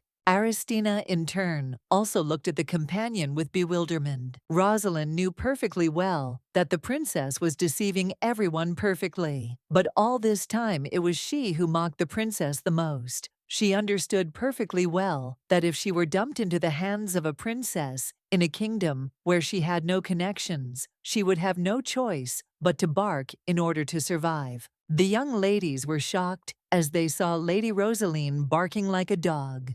The princess looked closely at the lady as she realized that she was now pretending to be with the dog. She looked at the young lady with a smirk, as she could not have predicted this. Aristina looked at the girl with a grin because she saw that she changed her position very quickly. She understood that if a person is in danger, she can pretend to be a dog. Aristine looked at the girl closely and with a gentle smile said that it was very sweet of her. She was glad that she now had her own dog. Rosalind, looking at the princess, in response, barked. She knew that if she took on a job, then she needed to do everything carefully. The young ladies stood behind her in shock. The girl was shocked and did not understand what the young lady was doing. The girls looked at the young men with bewilderment. They were in shock. They did not understand what was happening at all. At the same time, the princess was playing with her new dog with a smile. Aristine, with an innocent smile, told the lady that she turned out to be very nice. Rosalind was furious. She understood that she had no other choice, and she had to pretend to be a dog. She understood perfectly well that even though she had become a cutie, nothing could be changed. She understood perfectly well that if after her words she did not adapt to the princess, then everything would be in vain. She looked at the princess warily, but a moment later she started barking again. She knew that in order to survive, she was willing to pretend to be a dog for as long as it took. The princess looked closely at the young lady and said with a grin that she wanted to raise her to be a hunting dog. The girl looked at the princess with caution and surprise, as she did not understand what she was talking about. A moment later, she turned around and glared at her friends. The young ladies were taken aback. They did not know how they could bow their heads before the inadequate princess. She sighed heavily as she understood that people who did not understand the whole situation were looking at her as if she was crazy. Rosalind looked at the girls with a smirk, as she preferred being a hunting dog to being cute. She wanted to bring back a trophy that her owner would want. She understood that when she caught all the game, she would have only one goal left. She knew that her last hunting trophy would be the princess because she wanted to deal with her when the time came. The princess looked at the young lady with a smile and said that she wanted to see her hunting skills, but for now they could have fun in other ways. Rosaline was puzzled because she knew it was all in vain. She was furious because she knew they would never forget such a disgrace. At the same time, the young man continued to train on the training ground. He was furious because he remembered how everyone in the castle criticized his future wife. He understood perfectly well that he had never been ashamed of his origin, but he felt unpleasant when they insulted her. As he trained, he dealt blow after blow with fury. He understood that marrying into the imperial family, in whose veins pure gold was said to flow, was the king's obvious intention to compensate for his political weakness as an illegitimate child. He sighed heavily as he understood perfectly well that the struggle for the throne was becoming more and more serious, and this battle could not be avoided. Durant came up to him and called him. Durant informed Tarquin that all the warriors had already gathered, and they needed to go to the conference room. As they left, they heard all the figures crumble to pieces with a crash after Tarquin's training. He entered the hall, and all those present bowed politely and greeted the prince. Walking to his rightful place, he accepted greetings. A moment later, he looked sharply at everyone present and said that they could begin the meeting. The young man looked at the prince intently and said that they could begin the report on the monster's corpse found yesterday. For some time, they tirelessly discussed all state affairs. The young man looked at the prince intently and asked why they didn't do a major cleanup before winter came. He asked the prince if he wanted to neglect the management of the plane because of the war with Silness. Everyone present looked intently at the prince, waiting for an answer. The man looked at the prince intently and asked what kind of person the princess was. He said that no matter how much he questioned Durant, he did not answer anything. The men looked at them excitedly. They wanted to know everything about the princess. Durant looked at everyone present and told them that they should watch their language, as she was the future wife of His Highness. Everyone was furious. They asked whether they now had to choose their words. When talking about the Sylvanians, they asked in anger whether in a state of war they had to tolerate those scoundrels. Tarkan sighed heavily and told everyone to behave quietly. A dead silence fell over the room after his words. Tarkan looked at Jacqueline intently and called him. Tarkan asked the young man if he had found out why the princess was isolated. Tarkan said that the princess had told him that if he searched a little, it would be easy to find out the facts. Jacqueline, in turn, was taken aback and froze in place, not knowing what to say. He sighed heavily and, bowing guiltily, told Tarkan that before the princess's arrival, he had come to him to make a report. The young man hesitated, but a moment later informed Tarkan that he himself had said then that the report was good kindling material, and for this reason he still burned it. Tarkan looked at his assistant in surprise and asked if this was true. Jacqueline, with tears in his eyes, shouted at the prince that he had also threatened him. Jacqueline trembled and shouted at the prince that he had threatened to burn him for firewood. Tarkan sighed heavily and said that it seemed like everything was true. He asked his assistant not to cry, as he could wet the carpet. Tarkan told the young man that from now on he should not put off news about the princess, but should report it to him directly. Jacqueline looked at Tarkan with surprise and confusion. He wondered if the prince really liked the princess. Tarkan looked at everyone present and said that although the war with the empire was over, it was the most important key, so it would be good to know everything about it. Everyone present froze in shock as they realized that their prince was very smart. Tarkan, looking at everyone, said that he could not find Mukhali. The young man said that General Mukhali had gone on an inspection tour of the Western Front line. He said that arrangements had already been made so that the general could return through the main gate. The young man said that the general was still not used to life in the palace. Tarkan asked them to let him know when the general returned. Tarkan knew that most knights could not get used to life in the palace. Tarkan, looking at everyone present, began to speak.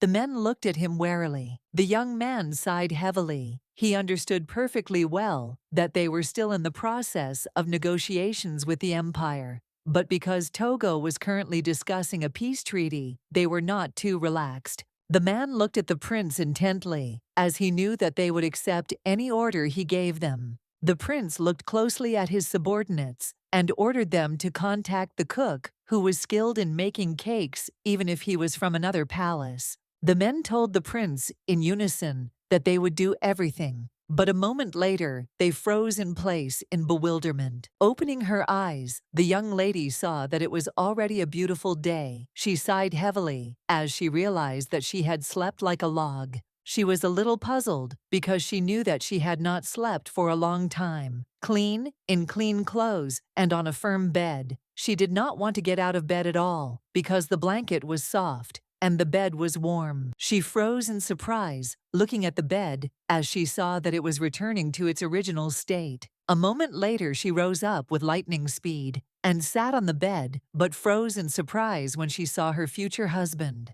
She was surprised and looked at him as she did not expect to see him so early in the morning. While drinking tea, he asked with a smile if she was having fun. She looked at him in surprise and greeted him. She knew perfectly well that she had to be careful during daylight hours, but she was puzzled because she thought that the maids would come to her. She looked at him in surprise and asked what he was doing there. Tarkan asked with a smile why she was asking. He asked if a husband really needed a reason to come into his wife's bedroom. The princess was surprised, looked at him, and said that they were not married yet. He smiled and asked if after the wedding he would be able to come to her whenever he wanted.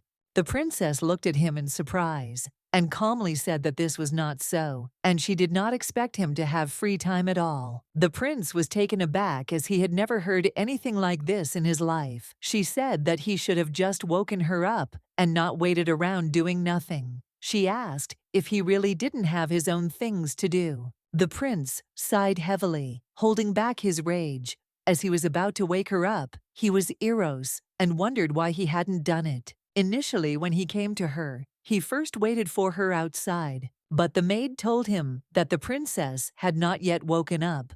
He was surprised and did not understand how she could sleep for so long. Tarkan, in turn, assumed that the princess was very small and must have been very tired after a long journey. Sometime later, he decided to go to the training ground, but with his appearance, the ground suddenly turned into hell. Sometime later, a report on the work was brought to him. After he had finished his business, he returned to the princess again, but the maid again reported that she was still not awake. The prince was in a bit of culture shock. He was puzzled and did not understand how it was possible to sleep for so long. The maid looked at the prince with a happy smile and called him. She smiled radiantly and informed the prince that the princess had a habit of fooling around, and unfortunately, it was a bit problematic. She looked at the prince with a joyful smile and asked if he would like to have a cup of tea with them before the princess woke up. She smiled and said that unfortunately, she did not yet know about his preferences, but still hoped that he would like everything. She looked at him intently and asked with a smile whether he should add sugar and cream. He looked at the maid with their cold fury.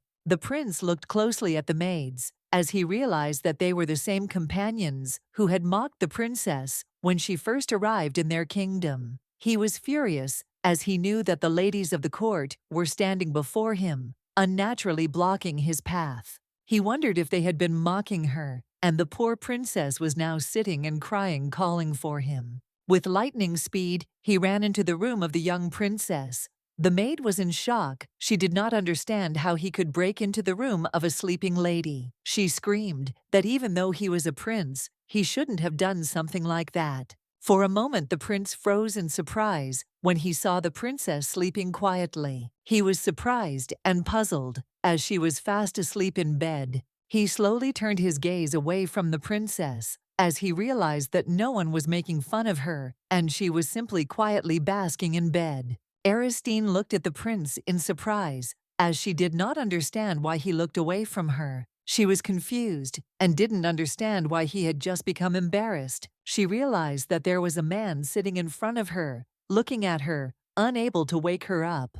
She looked intently at the prince and called him. Aristine looked at the prince with a radiant smile and asked if he couldn't wake her up because she looked like an angel. She smiled and asked if that was why he was embarrassed. The prince froze in shock as he did not expect to hear something like that from her. She looked at him intently with bewilderment because she knew that he had quietly made his way to the curtain of her bed and, covering it with tea, was secretly looking at her. The prince was shocked. He could not utter a word. The young lady said that she, of course, respected the tastes of other people, but still asked him to refrain from carrying them out on her. He shouted that he had not planned to do anything like that to her. A moment later, he handed her an envelope containing documents. The young princess slowly opened the envelope and froze for a moment. The prince looked at her with a smile and said that he had brought her a list of the aristocrats who would be attending the event to celebrate the arrival of the delegation. He said that she needed to know their names before her afternoon audience with the king. The princess looked at the documents with a gentle smile. She understood that most likely he should not have provided such information to the princess of an enemy state, but she was glad of the fact that he trusted her with such information. She knew that it was very good, and in this case, she needed to justify his expectations. She said with a smile that they should come not in advance, but at the exact chosen time. The prince said that he supported her in this. He sighed heavily and said that otherwise they might run into the royal offspring and be an eyesore to them. The princess smiled and said that she was talking about something else now. He looked at her in surprise and asked what she was talking about. She smiled and said that they needed time and there were things to take care of before the audience. She looked at him with a playful smile and said that they should eat first. Madame looked at the maids and asked if they had introduced everyone according to their titles. She was furious and shouted at everyone as she knew that there should be no mistakes. After all, this was a very important event. Sometime later, all those present were informed that His Highness Tarkan and Princess Sylvanas had arrived at Aristina with the delegation. The prince looked intently at his companion and said that they would enter together, but only she should represent the delegation. The lady smiled and told the prince that he need not worry, and she called him her partner. A moment later, they slowly entered the hall. Everyone present froze in shock. The royals looked at the princess and prince with fury. The princess and the prince walked slowly through the hall. At the same time, the young ladies barely whispered to each other as they realized that the rumors were a lie about the princess. They were surprised because they saw that the princess was truly beautiful. The young princess slowly approached the king and greeted him. He smiled and told the princess that she had come a long way and greeted her. The queen looked at the princess intently and said that she had heard that her journey had been long. The queen looked at the princess with a smile and asked if the journey had been too difficult for her. The queen said she was very worried because the princess had decided to use old-fashioned carriages rather than the portal. Aristina looked at the queen in surprise and intently. Tarkan told the princess that when he was 10 years old, mercenaries came to kill him, but they failed, so he was sent to the front to fight the monsters of the plains. The princess looked at him in surprise and asked if this was really the queen's order. He sighed heavily and said that it was exactly like that. While the king was busy with foreign policy, the queen was strengthening her position in the palace, and the queen was supported by the conservative aristocrats who occupy high positions. And on his side now are wars and the new aristocracy that occupies small positions and positions.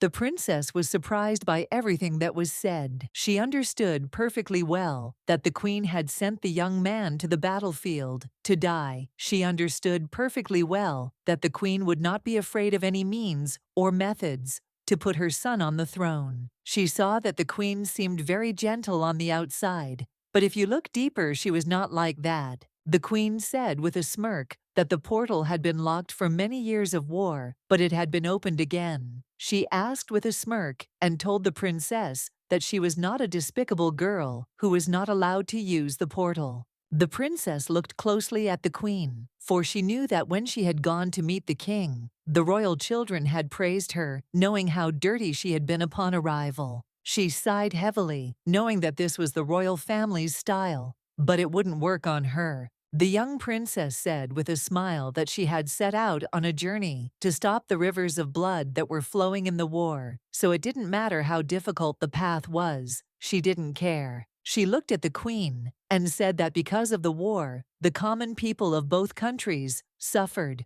For this reason, as a princess, she wanted to check everything with her own eyes, and she herself saw the life of the people. In comparison with her physical pain is insignificant.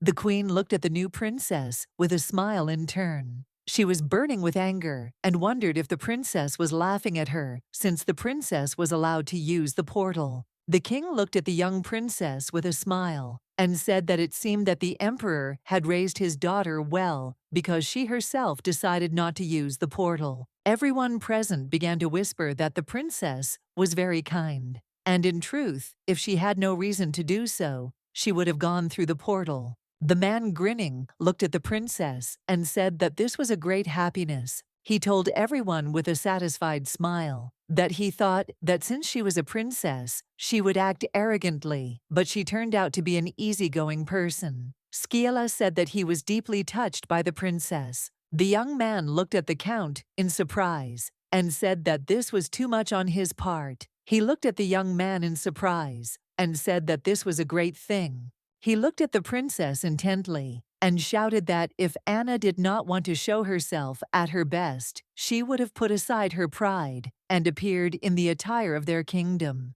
Everyone present froze in place as they were so enchanted by the princess that they did not notice the obvious. The aristocrats were surprised they saw that she was dressed in their traditional attire. They were surprised and did not understand why she did this, since she brought many outfits with her. The young lady sighed heavily as everything happened as she expected. She looked intently at the count, for she knew that he was the queen's father and the prince's closest companion. In fact, her maids also told her this. They shouted that she represented the empire and should be wearing empire clothes. But after a month on the road, her dress was very dirty and she could not wear it. The count said with a smile that this was probably the princess's new style. And after winning the war, they decided to look good. The count shouted that the Imperials were still arrogant because they sent them not only tribute, but also a beautiful princess. He shouted that the princess was part of the imperial family, and they understood everything perfectly well. The prince looked at the count with fury in his eyes because he had spoken so recklessly about tribute. The count smiled and told the princess that she was a very deep thinker and insightful for her age. The young lady, in turn, was a little irritated. She wondered if this was too much of them. Everyone present mockingly said that the Imperials dared to attack their kingdom and even took away part of the territory. For this reason, it was so important for them to send the princess to them. But they believed that the Imperials should have sent them a second princess, who was called the Jewel of the Empire. The young princess stood quietly and listened to their conversation. She understood perfectly well that all the queen's people were very hostile to her future husband and to herself. She understood that with just a few words, they were able to cross the line. She had the impression that they were just waiting for the moment. She heard them roaring with laughter.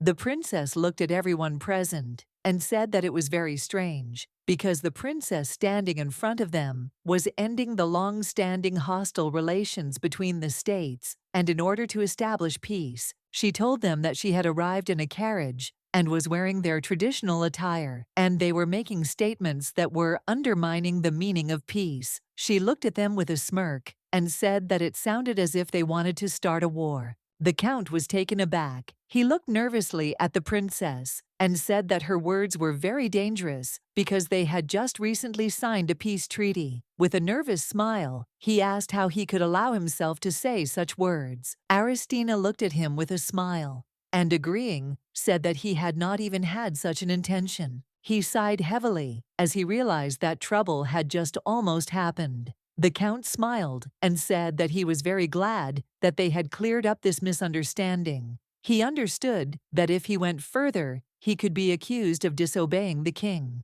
He looked closely at the young princess, as he had previously thought that she would tremble with fear like an ordinary girl, but he noticed that she had nerves of steel. The man tensed up because he saw the princess's intense gaze. He did not understand what she was doing. He didn't understand why she was looking at him with such an intent gaze. It seemed to him that she was waiting for an answer from him. Aristina looked at the count with a smile and said that he had said earlier that she was wearing the outfit of their kingdom. He looked at her in surprise, as he did not understand what she was getting at. He smiled nervously and said that the outfit suited her very well. The young princess, in turn, sighed heavily. A moment later, she informed him that her expectations of him, as well as his of her, had been too high. She sighed heavily, and looking away from him, said that she had overestimated him too much. The count was shocked, as he did not expect to hear something like that from the princess. He was furious because she dared to judge him. He knew perfectly well that the princess was without pedigree and was simply a nobody. He screamed in rage and asked what kind of outfit she was wearing. Paella looked closely at the princess and informed her that her dress was made of Silvatian's Cariel silk. The count was taken aback when he heard the princess's words. He looked at the young princess in surprise and asked what she was talking about. Paella told the count to take a closer look. Aristina looked at the princess with a radiant smile and said that she was right in her judgment. Aristina all smiled and said that her country was very proud of this silk, and in honor of this silk, a whole country was named because it was of high quality, and it also had a pure shade of red, but it did not become part of the tribute. Everyone present was shocked by the princess's words. The count was in shock as he understood that he had already failed. He looked closely at the princess as he realized that her outfit symbolized the unity of the two countries. The princess looked at the count with a grin as she realized that he had fallen for his own trick. She received only one outfit from the emperor. It got dirty and worn out on the way to the kingdom. But fortunately for her, the hyenas did not know about it. So before the audience, she quickly took it and asked her future husband for a favor. They did not have time to sew the dress, which is now popular in the empire, since it took a lot of time. But still, fortunately, in the clothes of the kingdom, enough attention was paid to it. She looked at the count with a special smirk, as she wondered if she should thank him for reacting the way she wanted. Aristina looked at the king with a smile and said that this silk was originally a gift for the king. She smiled and asked the king to consider it a wedding present for her. The king froze in surprise, as he did not expect such a thing. But a moment later he laughed and agreed with her. He said that this would be his gift for her. He said with a smile that a gift with a deep meaning would suit her very well. He looked intently at everyone present, and changing his expression, told everyone that among all those present, only one princess was thinking about peace and the future of the two countries. All those present backed away, for they feared the king's wrath. The king smiled and told the princess that she must be very tired. He invited her to sit down. The prince and princess exchanged glances. The prince looked at the young princess with a smile and said that she had exceeded his expectations. A moment later, a maid came up to them and, trembling with fear, called out to the prince and princess. Aristina looked at the maid because she did not understand why she was trembling so much with fear. The maid bowed low and asked their forgiveness, as due to one mistake, they did not have enough chairs, so she could not lead them to their place.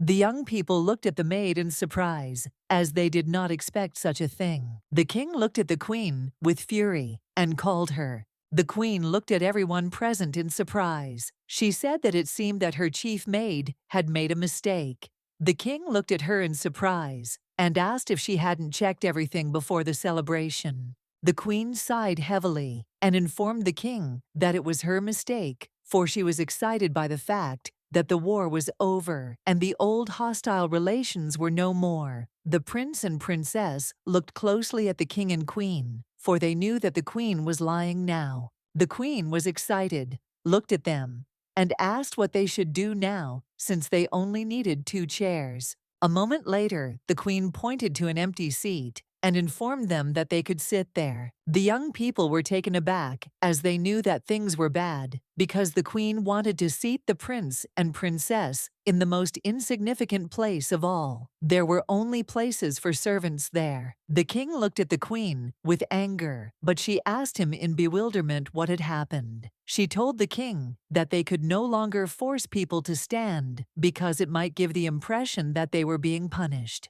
The queen looked at her husband with a smile and said that these were just some chairs, and he should not attach any special importance to it. She smiled and said that the princess was not so petty as to destroy the peaceful atmosphere because of something like that. Turning around, she looked at the princess and asked with a smile if she was speaking correctly. But a moment later, the queen froze in place in surprise. She was shocked because she gave the princess the farthest seat, and she was happy about it. The queen was shocked and wondered if the princess knew in advance that she had lured the head maid to her side and was preparing a counterattack as compensation. The prince looked at the young princess in surprise, as he did not understand why she was so happy. He looked at her nervously, because she worried him a lot.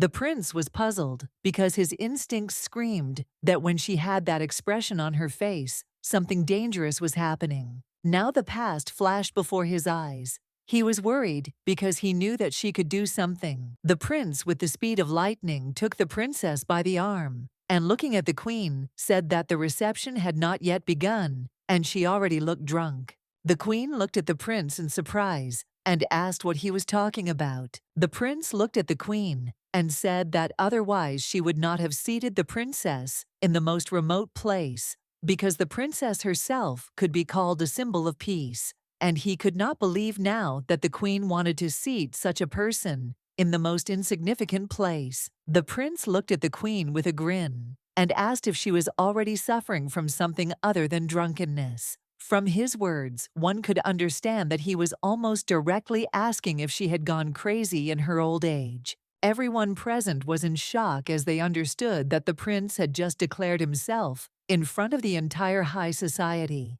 They were shocked, as he was an eternally silent young man, but now he showed his fangs. They were surprised because they realized that all this was for the princess. The queen was taken aback and looked at them nervously, saying that of course she didn't mean it that way. She said that from the outside, it might look like they were making the princess stand because she had done something wrong, so she simply offered her a free chair. The prince glanced sideways at his sisters and asked if anyone would like to give up their place to her, since they were all highly respected members of the royal family. The young princesses tensed, not knowing what to answer. The prince looked angrily at the young ladies and said that he believed that for the sake of peace, they could free one chair, but with his look, he said that they must leave immediately. The princesses were in shock as they understood that their end was coming soon. The prince looked at them with a smile and shouted that for the sake of peace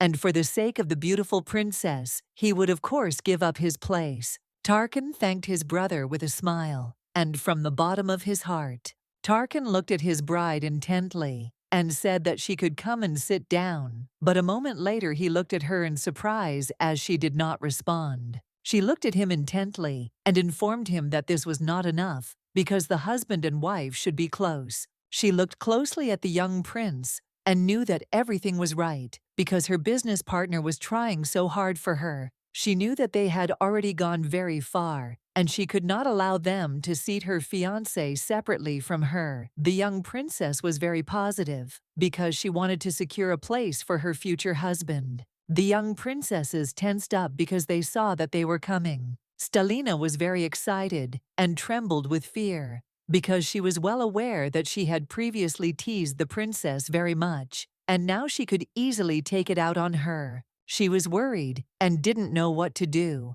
and wondered if she should give up her seat for the princess right now, because she knew that in this way she could save her honor, but she was worried that the queen might notice. She was furious and didn't want to lose her dignity in front of everyone. But in turn, the princess simply passed her by. Stalina looked at the princess in surprise, as she did not understand why she did this. Aristina smiled and said that they would soon become a married couple, and therefore should sit next to each other, and their marriage contract is a symbol of peace. She looked closely at the young princess and said with a smile that she had heard her say earlier that she was extremely happy about their wedding. Yekaterina in turn was taken aback by the shock. She was puzzled and did not know what to answer. Aristine was well aware that the request to sit in someone's seat also had a political subtext, but there was no point in her touching the pacifier. She knew that her goal was to be the most influential member of the royal family in the absence of the first prince. Hamir Aristine looked at the young princess in surprise and asked if she really didn't want to do that. Yekaterina was furious, and of course, she didn't want this. She didn't understand who would want to give up their place to such a fool as the princess. Yekaterina, trembling with fear, said that this was not the issue at all. Aristine looked at the princess with cold fury and anger, as her mother the queen started all this. Aristine understood perfectly well that she had to take revenge on them. Yekaterina was shaking with fear. She understood that the princess, who was now in front of her, was simply crazy. She was in shock because she understood that he was husband and wife, one Satan. The king looked at everyone present and said that her daughter had a sore leg, and it would be better for her to sit on a comfortable chair. The princess looked at the king in surprise, as she had not expected anything like this at all. Ekaterina looked at her father with great joy, because she knew that he would stand up for her. Ekaterina looked at the princess with a smile, and said that everything was correct, but she in turn really wanted to give up her place to her. Aristina understood perfectly well that the young princess was the king's main favorite, and given the situation, she should not expect him to take her side. Ekaterina said that she had a very fragile body. She asked her sister with a flirtatious smile if she understood this. Aristina looked closely at the princess, as she saw that she was larger in build than she was. Aristina told the princess that, although Ariosta was not feeling in the best shape, everything was fine. The queen sighed heavily, as she was glad that her daughter was not hurt. The king looked closely at the young people and said that the spouses should still sit together. He smiled and said that, as his son had said earlier, there was one way to make room for them. He looked closely at the maid and told her to bring more chairs. The maid agreed, but she was puzzled because she did not know where to put them. The king smiled and said that she didn't need to worry about it. He said that she could put them right next to him. The queen was shocked. The count in turn was very excited. He shouted to the king that this was simply impossible. He was puzzled and excited, as he knew that the seat next to the king was only reserved for the crown prince. The queen looked at her husband with excitement and shouted to him that the count was absolutely right. She shouted to the king that he himself knew perfectly well that law and order must reign in the royal family. The king laughed at her words. He looked at the queen and said with a grin that they were just chairs, and they could have just put them in the empty space. He looked at the queen and said that they could do nothing, because she herself had made a mistake with the number of seats. She sighed heavily, but did not answer him.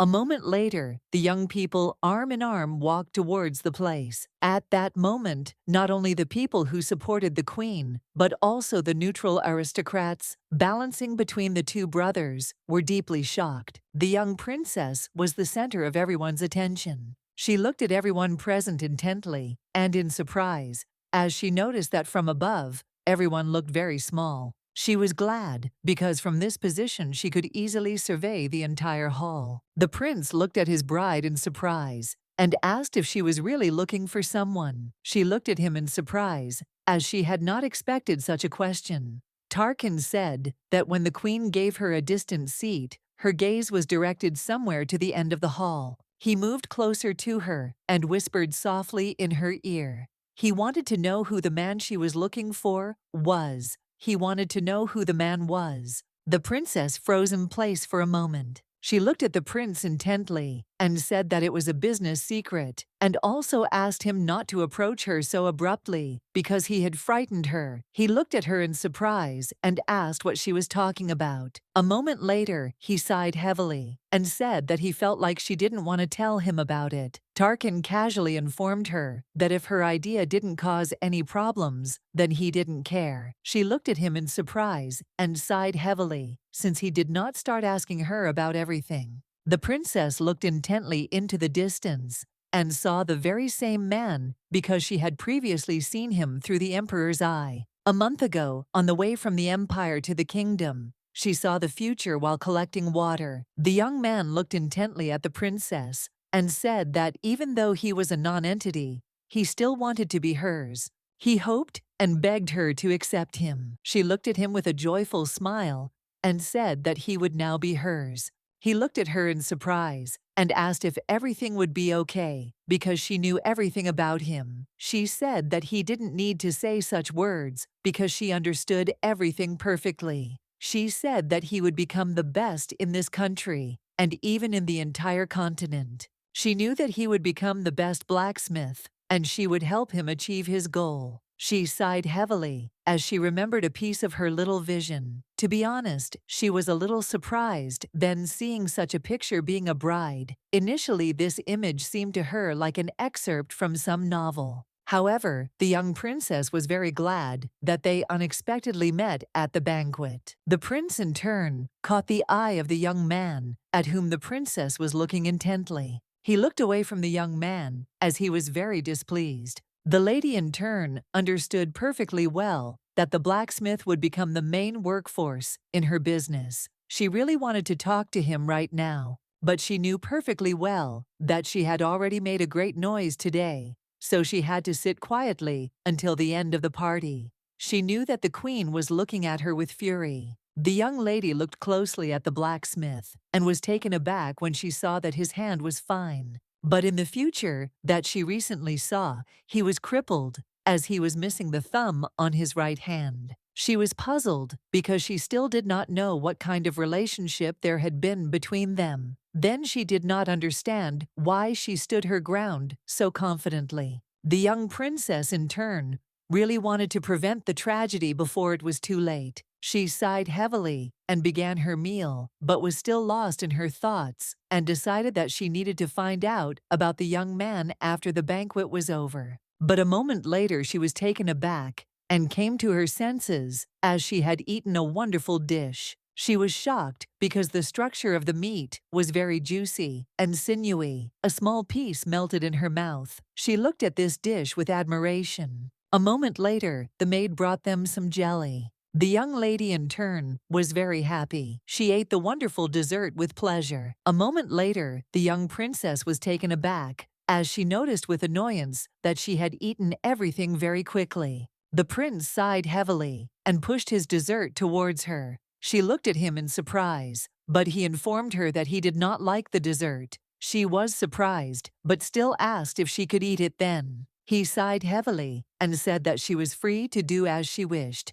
She looked at the prince with a smile, as she was pleased with his courtesy. She looked at him with a smile and said that, although he was a bit of a shy pervert, he was still a great partner. The young man was taken aback, as he did not expect to hear something like that. He asked what she was talking about. She said that he was a very good partner. He looked at her in surprise and asked what she had said before. A moment later he sighed heavily and said that it didn't matter anymore. The young ladies looked at the prince and princess with admiration and surprise. They were amazed because they realized that the young people looked very beautiful together. The ladies wanted to start a conversation with the princess. After the banquet, Diana could not stand their conversation and silently left her friends. She was furious and didn't know how their relationship could change in an instant. She was in shock, didn't understand why only she should feel awkward. She ran through the palace in anger, but a moment later she collided with someone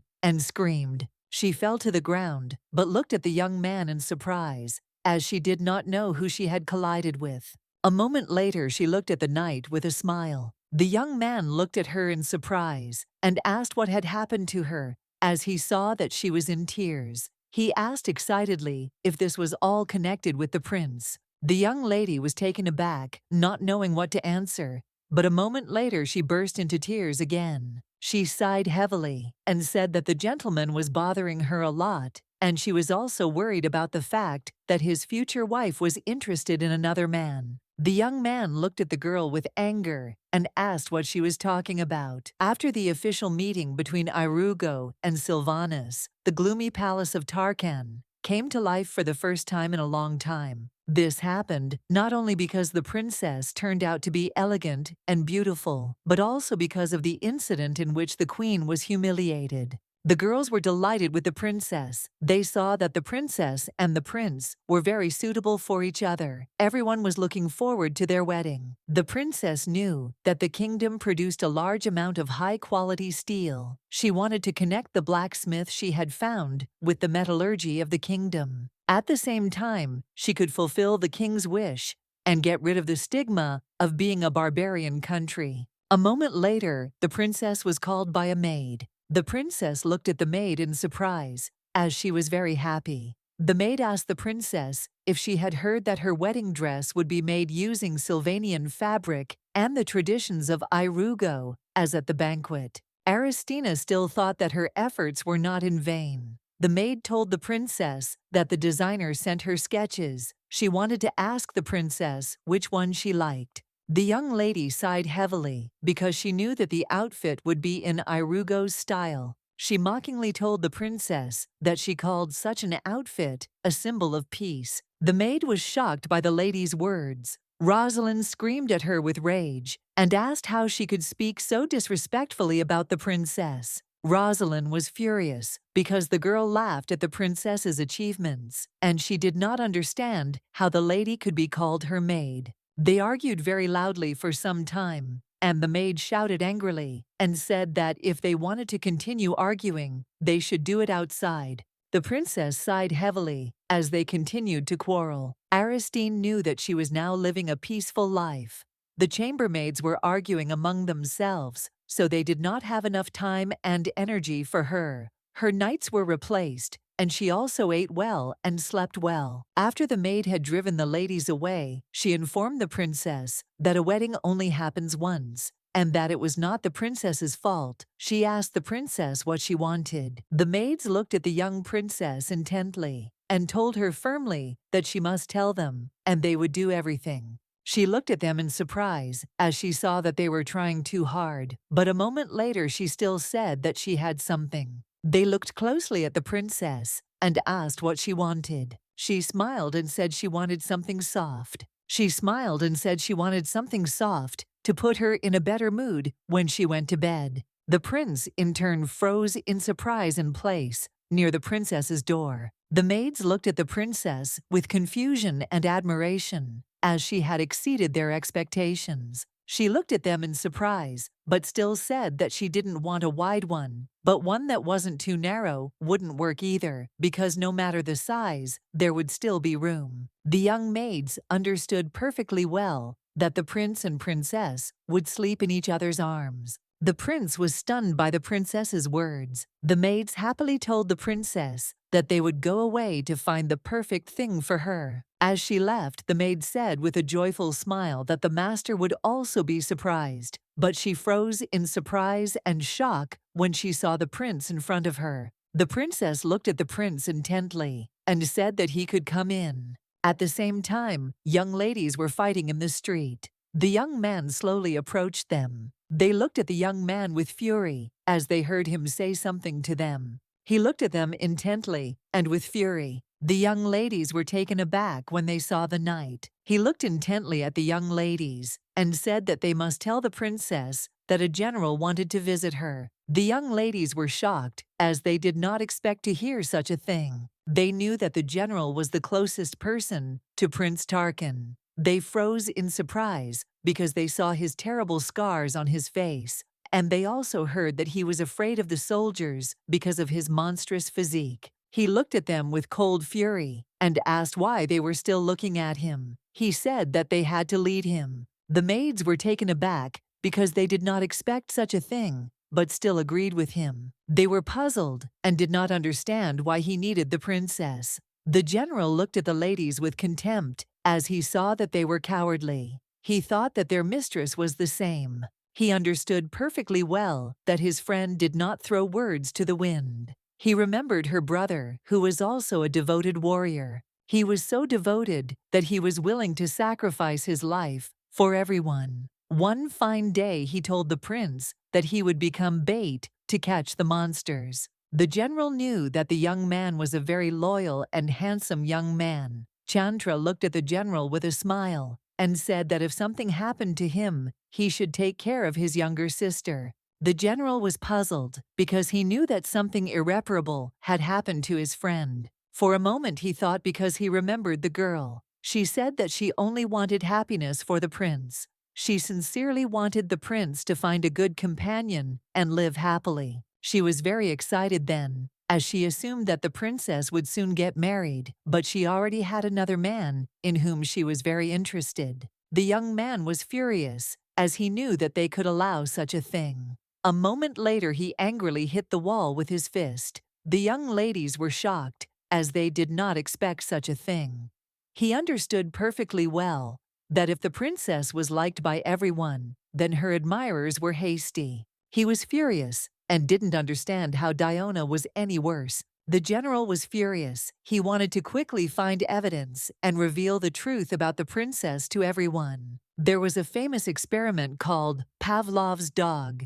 It consisted of ringing a bell before each meal. Only at the sight of a bell will the dog start salivating. Although the princess was not a dog, she knew that since the prince had come, there would soon be tea. She knew that if they brought tea, they would also serve desserts with it. She was glad, and she was interested in what they would bring today. She knew that if she asked the servants, this issue could be easily resolved. But because in the princess's mind, this territory was the prince's property, she felt that it would be rude to ask someone to satisfy her desire. She wondered if she should watch herself. She knew that when the prince ascended the throne, she would finally be free from the danger of being killed by father's mercenary, and with her capital, she would be able to confidently acquire what she wanted. The prince looked closely at the young lady. He knew that they had only decided to become working partners. He sighed heavily and said that he had heard her conversation with the servant. She looked at him in surprise, but still said that she had explained everything clearly, since she liked it when it was soft. He looked at her in surprise and wondered if she had singled that out on purpose. He was in shock and didn't understand how he should take it. She looked at the prince coquettishly, and with a smile and a mane asked if he knew this. The young prince was taken aback as he did not expect to hear such a thing. With the speed of lightning, the prince rose from his chair and told her that he would not do this to her. He was very excited and embarrassed, and with the speed of lightning, he decided to leave the princess's room. The maid looked at the prince in surprise, as she did not understand why he was behaving in this way. She looked at him in surprise and asked if he was leaving already. The princess wondered in surprise what he wouldn't do. She sighed heavily and said that everyone was acting strange today. The maid, puzzled, said that she had just brought tea, but it seemed she was very late. The princess, in turn, was not upset because in front of her was a beautiful and exquisite table.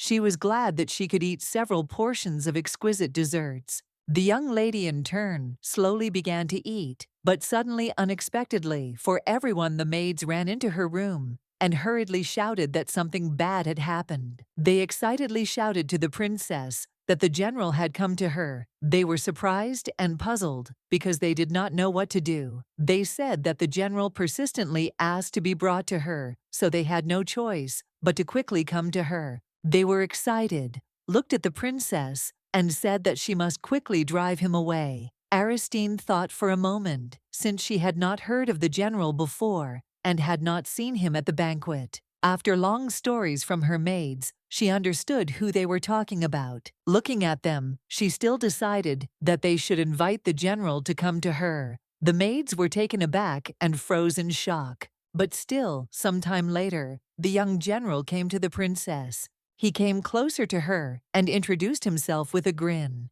He also said that he was the prince's general. He looked at the young princess in surprise, as he had assumed she was very small. He understood perfectly well that now she would be dumbfounded, and then she would scream with horror in her voice. Although he was very disgusted by this reaction, he knew that the scar would play into his hands today because he came to the princess to warn her. He was furious and even wanted to threaten the princess since he could not watch her looking at other men. Aristina looked at the general with a smile and greeted him. The general froze in shock. The princess said with a smile that he seemed to be the prince's man. The general froze in shock and stared at the princess, not understanding what was happening. He was puzzled and did not understand why the princess was so sincerely happy, because he had deliberately used a menacing tone and had come with a weapon. Besides, he noticed that she didn't wince at all when she looked at his scar.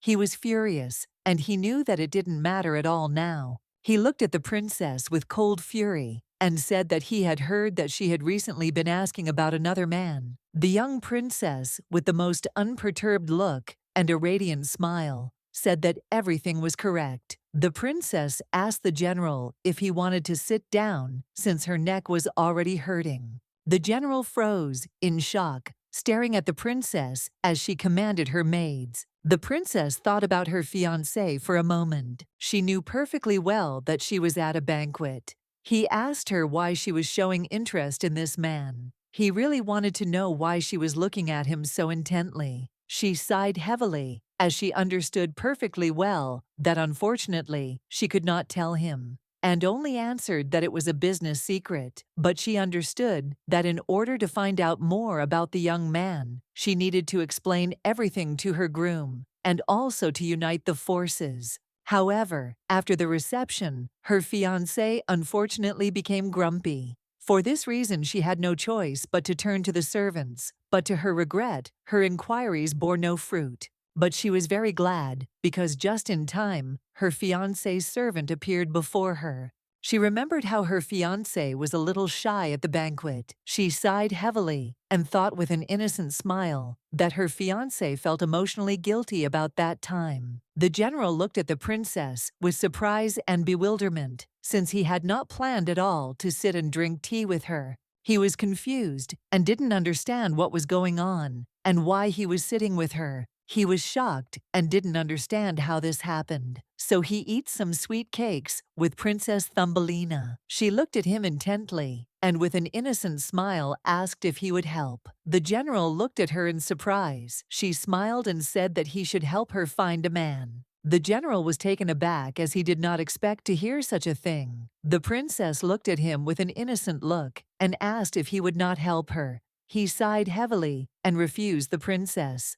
She looked at him in surprise and asked what he was talking about. She was puzzled and did not understand what kind of answer he had given her. He hesitated, not knowing what to do or what to say. The general was shocked because, without noticing it, he had fallen into the princess's trap. He was puzzled and did not understand why he should help her look for a man. The princess looked at the general intently and asked whether he would help her or not. The general was furious. He knew perfectly well that he had to make her realize reality. He shouted furiously that she had to kill something in her little head. The princess froze for a moment in surprise, as she did not expect such a thing. He shouted that he had come to her today. She froze in anticipation of his continuation of words, but the general in turn froze in place, rooted to the spot. She looked at him in bewilderment and asked why he had come. The general backed away and began to hesitate with his answer, because suddenly he had a nagging feeling that had always saved him on the battlefield, telling him now that he should not be angry at all. He was puzzled and did not understand why he had such a feeling. He sighed heavily and realized that he didn't need to be angry right now. A moment later, the perfect idea came to him. He wanted to pretend to help her and then catch her red-handed. He understood that then he would have irrefutable evidence in his hands, and in that case, no words would save her. In turn, the princess looked at the general in bewilderment.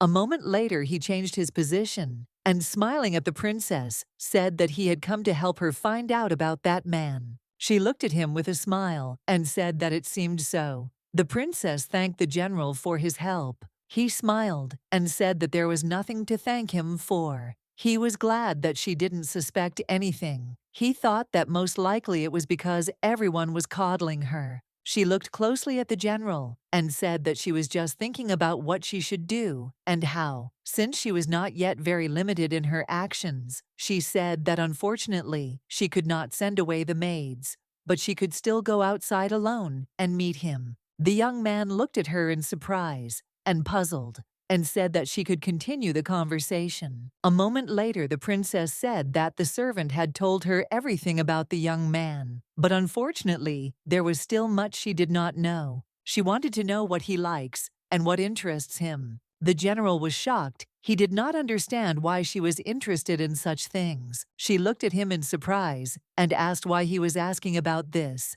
The general was taken aback because he remembered that he had to cooperate with her. He knew that first she had to fall for his cooperation, and then he would catch her in the act. Aristina said with a joyful smile that the thing was that she wanted to lure him. The general could not stand it and fell to the ground with a crash. The princess looked at the general in surprise and asked if something was hurting him. The general sighed heavily and said that it was not so. He was furious because he knew everything, but did not understand why his mood had changed so suddenly. He was furious because he knew perfectly well that he had found out her secret and that should have given him satisfaction. But it was the opposite. With tears in his eyes, he asked furiously how she could leave their prince. The princess smiled and said that it was not that at all. She said that the man had a different talent and was in excellent physical shape, unlike the prince. The general was taken aback and asked in surprise if she really wanted to say that the prince was in poor physical shape. The princess smiled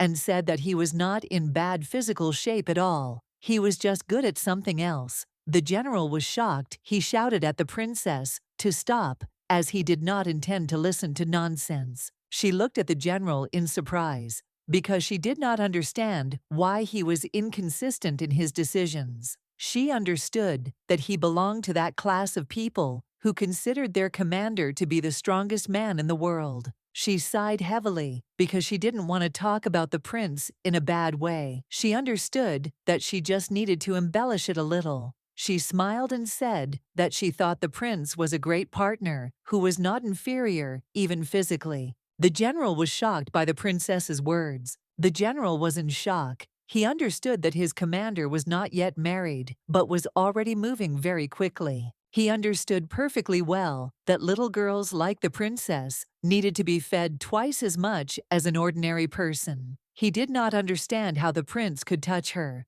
Aristina smiled and told the general that the young man was a blacksmith. The general looked at her in surprise because he did not understand what she was talking about. She smiled and said that the prince in turn was a beautiful warrior, but that did not mean that he was better than the prince. The general looked at the princess with bewilderment. He was puzzled and did not understand what was being discussed.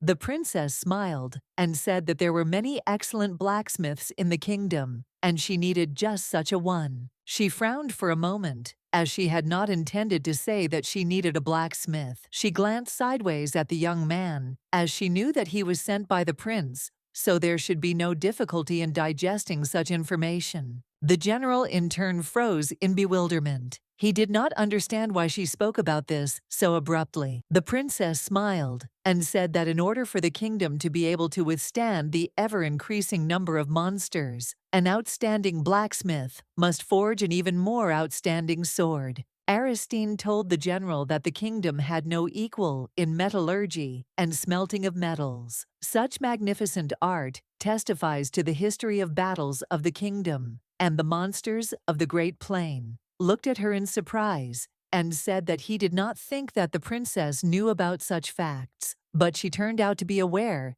Aristine smiled and asked how she could not know about this. She said with a smile that she had heard before that the sword of the kingdom could cut through the skin of a monster with one blow. Mukali asked with a grin, "Is it really just skin?" He said that if you put an aura on the sword, you can cut through bones too. He also said that only the sword of their kingdom can withstand such a load. The princess was amazed by the incredible fact. The general said with a smile that the Imperials could only squeak about how their ancient swords were barbarism. The princess said that the Imperials know that the famous sword is incredibly good. They just don't want to admit it because they are all proud. The general smiled and told the princess that he completely agreed with her. The princess smiled and said that the Imperials were very proud. A moment later, the general was taken aback. He was a little confused and did not understand what he had just said. He was in shock because he knew that he had only had to pretend to be kind to the princess in order to get closer and then catch her in the act. Aristine looked closely at the sword behind the general.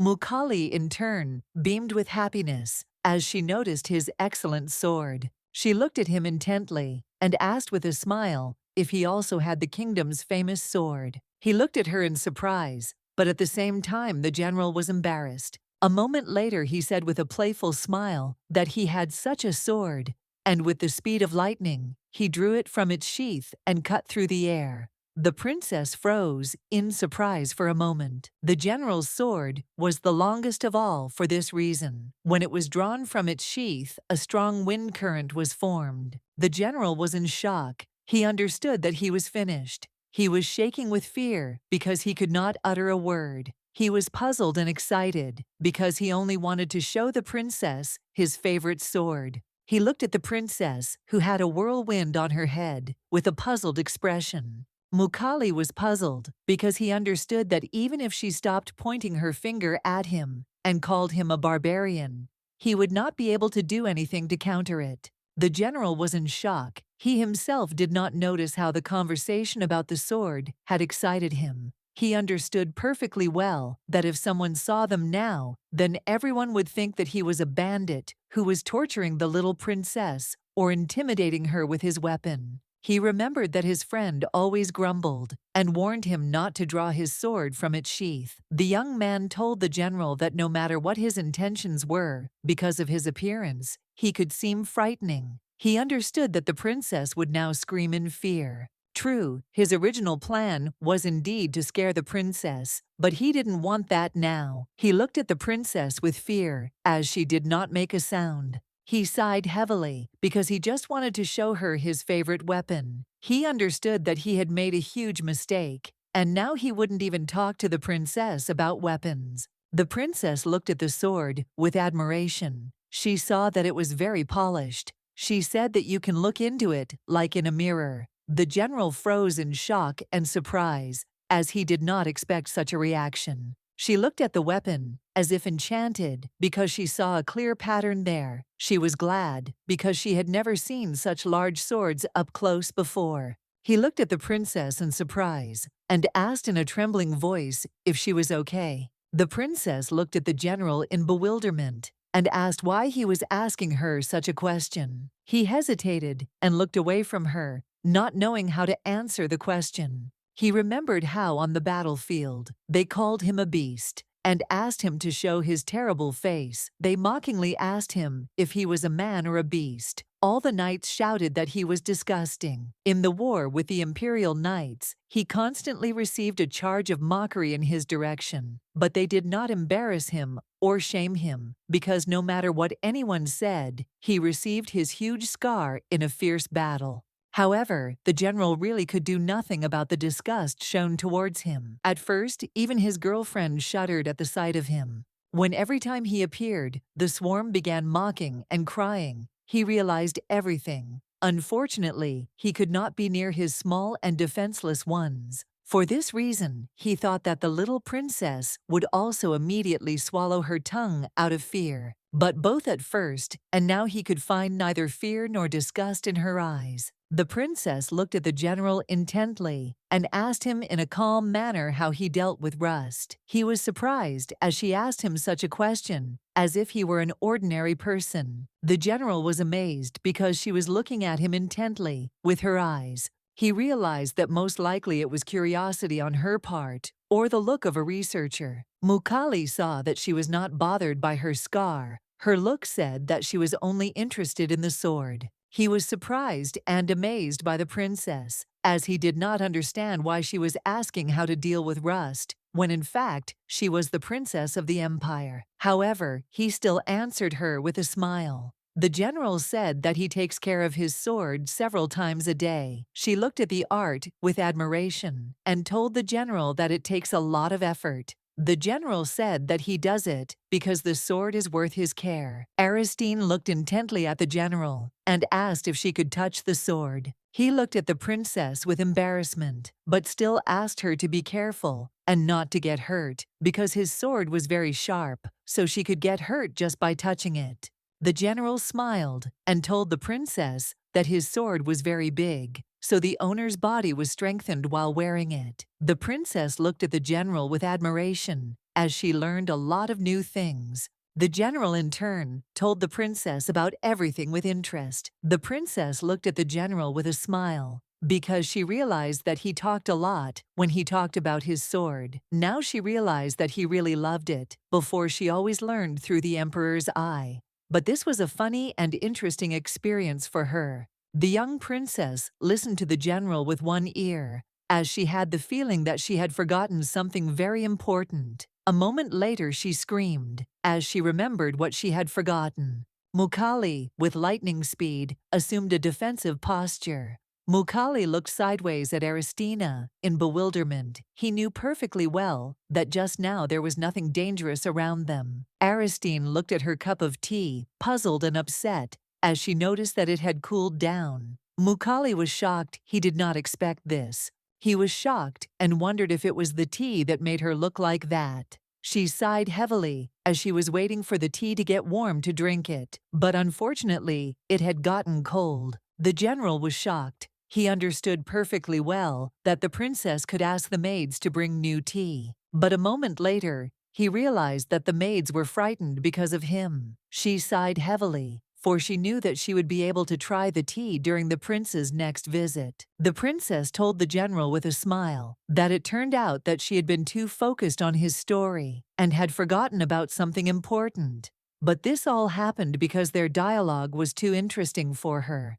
The general froze in shock and surprise, as he did not expect such a thing. He looked at her intently and said that in that case, they could have tea at his house. Aristina looked at the general in surprise. The general looked away from her, embarrassed, and asked if she would like to come and visit him. He said that if she didn't want to, then there was nothing to worry about. The princess joyfully shouted that she wanted to, and they could go right now. She understood that she could go to visit because she was invited. The princess was sincerely glad about this, since when she was in captivity, she could not even dream of such a thing. But still, she was excited because she didn't know what to do when someone was coming to visit. She had heard before that you can't go empty-handed, but she knew that unfortunately, she didn't have anything now. But a moment later, she turned around and looked closely at the dessert table.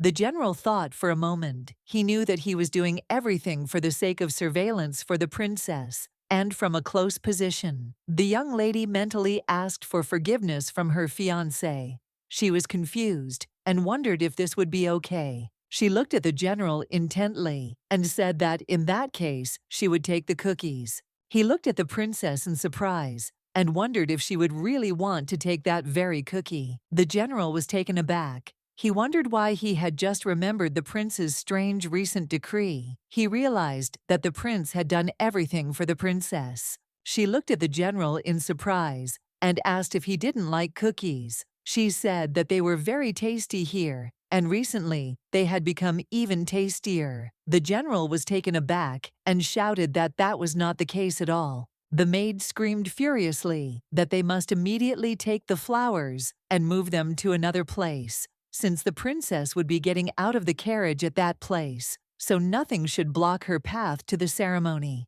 The maid ran up to the girls with lightning speed and asked what they were doing when everyone was so busy. She looked at the young girls in surprise, as they looked at her with tears in their eyes. She was puzzled, did not understand what had happened. The girls burst into tears. They said that in their lives, as makeup artists, they would never be able to create such beauty again. The girl froze in place in surprise and embarrassment when she saw the princess. The princess looked at them intently and said that they were constantly exaggerating, and this time they even started crying. Everyone present was in shock, and they shouted to the princess that she was beautiful. They said with joyful smiles that the prince should also look at her beautiful and wonderful appearance. They told the princess that it was time for her to go since the carriage was already ready. Brody looked at the princess with a sneer and said that now she understood why everyone says that they judge a book by its cover. She asked with a smirk if this outfit would not harm the greatness of the empire.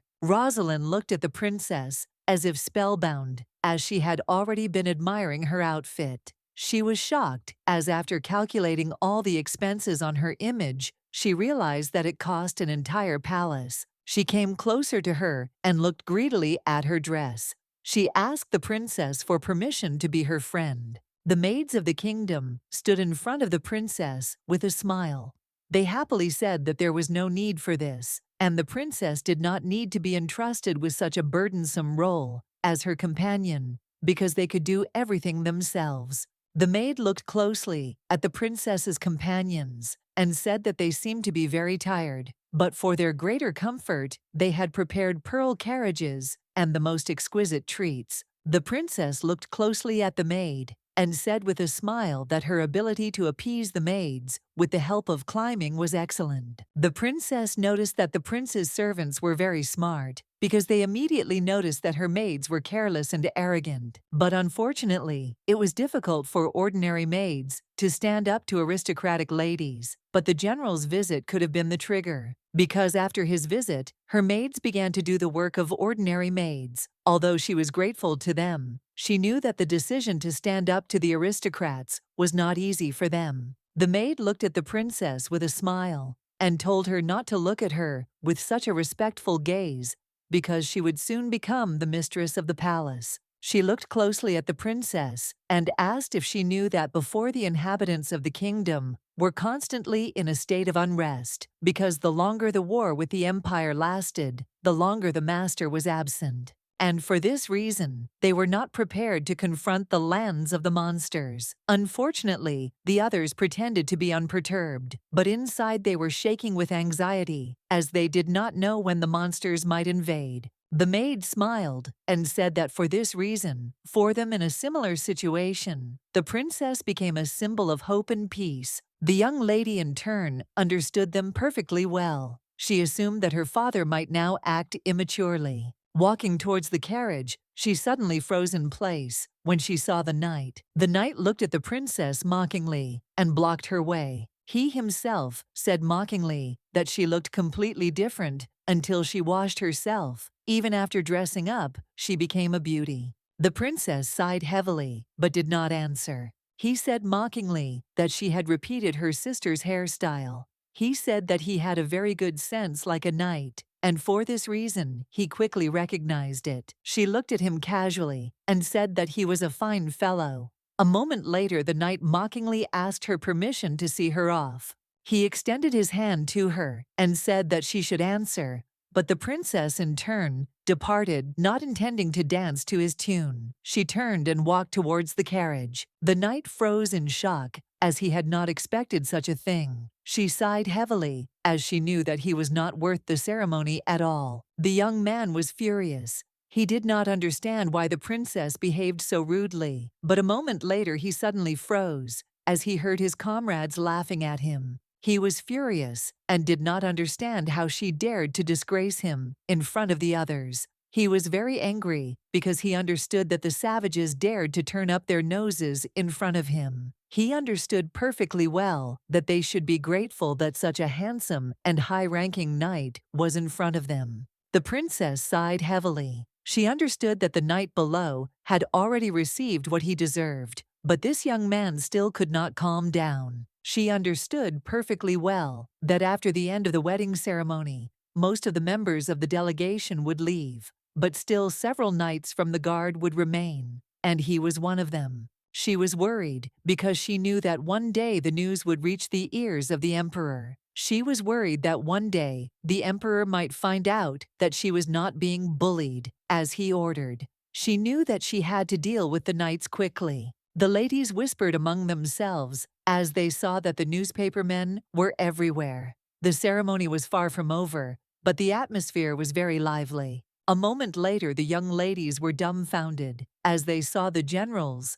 and even the strategist. They were shocked as they were able to see the 3 wings of His Highness Tarkan. Steel sword. Mukali sighed heavily as he felt uncomfortable without his sword. Genius Zudakalan looked intently at the general and informed him that he would not have to fight anyone today. Durant, in turn, wanted to see the prince in his wedding attire as soon as possible. The young lady looked closely at the young men as she realized that they were incredibly popular. But a moment later, she was taken aback because she did not know where Madame Dion was. The lady knew that the young lady always walked with the knights, and all the young ladies always envied her. Diona looked at the young lady with a smile and asked if she was really looking for her. A moment later, she greeted the young ladies with a smile. The ladies looked at the young lady as if spellbound, because she was their standard. The young lady sheepishly told Dion that she looked charming today, and they asked her if she would turn out to be more beautiful than the princess.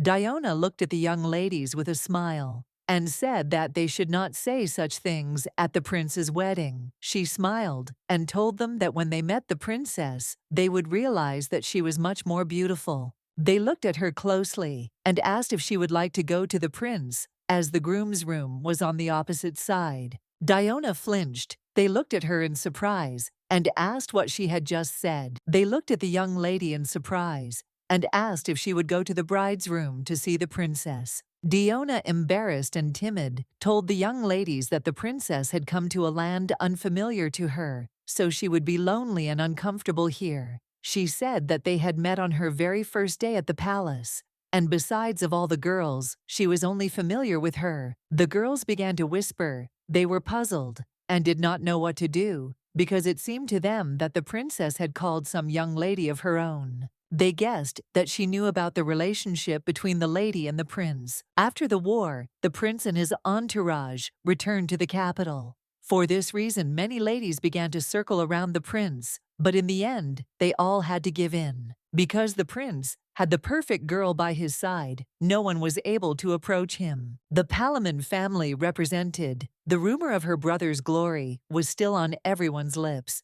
Diona was the only lady the prince allowed to be near him. But unfortunately, due to the royal order, this relationship did not bear fruit, which was the assessment of the secular society of the kingdom. The ladies knew perfectly well that it was a political marriage, and no one could do anything about it. But they were furious and could not understand how the princess could dress up in a wedding dress and disgrace the young lady. Dione intently, and in a rush they shouted that she did not need to worry, as they would support her. They shouted that she did not need to be discouraged, and she should fight. She looked at them in surprise, as she did not expect why they would express their support for her so abruptly, but she still thanked them with a smile for such words. They looked closely at the young lady, for they knew that she was very kind and gentle, but they were puzzled and afraid that the princess might offend her. A moment later she glanced sideways at her princess companions and informed her friends that she had to go. They shouted that if something happened to her, she must tell them. Some time later, the young lady came into the newlyweds' waiting room. I thought for a moment and felt sad, since she had imagined herself sitting behind this door since childhood. She sighed heavily because she knew that she could not do anything about it, since it was the king's order. And unfortunately, political marriages are not uncommon among aristocrats. A moment later, she entered the room with the princess's permission. The princess looked at the young lady in surprise. Diona was stunned by shock on the spot. She looked closely at the young princess and introduced herself and said that they had met briefly. She sighed and said that she remembered the young lady, as she had brought her tea recently. The princess looked at her intently and asked what brought her to the newlyweds' waiting room. Diona was furious, but in order to hide her emotions, she, without noticing it, dropped her head very low. She was shocked because she noticed that the princess had become even more beautiful since their last meeting. She understood perfectly well that she needed to keep her emotions under control. Even when the prince's coldness and indifference pierced her soul like thorns, even when she thought she was breaking into pieces, she always kept a smile on her exquisite face. She sighed heavily as she realized that the prince would never change. She looked closely at the princess with a gentle smile, said that she came to her to congratulate the two of them on their wedding. Looking at the princess with tears in her eyes, the young lady said that they were perfect for each other. A moment later, her eyes could not stand it, and she bowed low. The princess, in turn, looked at the young lady with bewilderment, but still thanked her. Diona shuddered, as she did not expect such a thing. She looked at the princess in surprise and wondered if that was all she was reacting to. Diona knew that during the banquet, she had not looked like a person without intelligence. Diona, looking at the princess, she said that she and the prince grew up together because His Highness's mother was very close to her mother, and the same was true between her brother and the prince. Then the young lady realized that they would have a relationship that would not become strange, even after marriage. Then she sincerely believed that this was her destiny. She said that when she visited the royal palace as a child, the prince's mother showered her with her love, and the prince always took care of her and appreciated her. She looked at the princess intently and said that she must have been through something similar before, but initially the prince did not allow any lady near him because of his coldness. Diona said that they had known each other for a long time, so everything was different between them. Diana told the princess that deep down he was very good. Diana understood perfectly well that as long as she was here, the princess would never win the prince's heart. The princess sighed heavily because, to be honest, she sat quietly and did not interrupt her speech. But for her, it was really very boring. She understood perfectly well that it didn't matter to her whether the young lady had a special relationship with her business partner or whether she was his lover. What was important was whether this relationship would become her trump card in future negotiations. She asked the prince with a smile if he wanted to spend a hot night with his beloved, and if he decided to expand the capital business, she would give him a divorce. In this vein, she wanted to use their relationship. The young princess understood perfectly well that this was a card that she would be able to play after the prince became the crown prince, and she destroyed the emperor's plans. But she knew that this was still a long way off. Diana looked at the princess with a smirk, as she understood that she had become superfluous to her due to her unexpected intrusion. She looked at the princess in surprise, as she was thinking about something completely different. The princess sighed heavily, as she knew that if she reacted to the boastful story about the guy in any way, it would be hard to survive in society. Diana sighed heavily, and looking at the princess, said that in fact, she really could not imagine her marriage with Tarkan. The princess looked at the young lady in surprise, as she did not understand what she was talking about. As she saw that the lady suddenly began to speak more caustic, the princess looked sideways at the girl, as she felt hostility from her. Diana said with a smile that there was no subtext in this. It was just that their countries had been in hostile relations for a long time, so she had no idea that such a wedding was possible. The princess looked at the girl, as she saw that she had very quickly gotten out of this situation. But now she was alarming the princess with each new word. In veiled words, the young lady told the princess that she loved the prince very much, but for the sake of peace, he married her.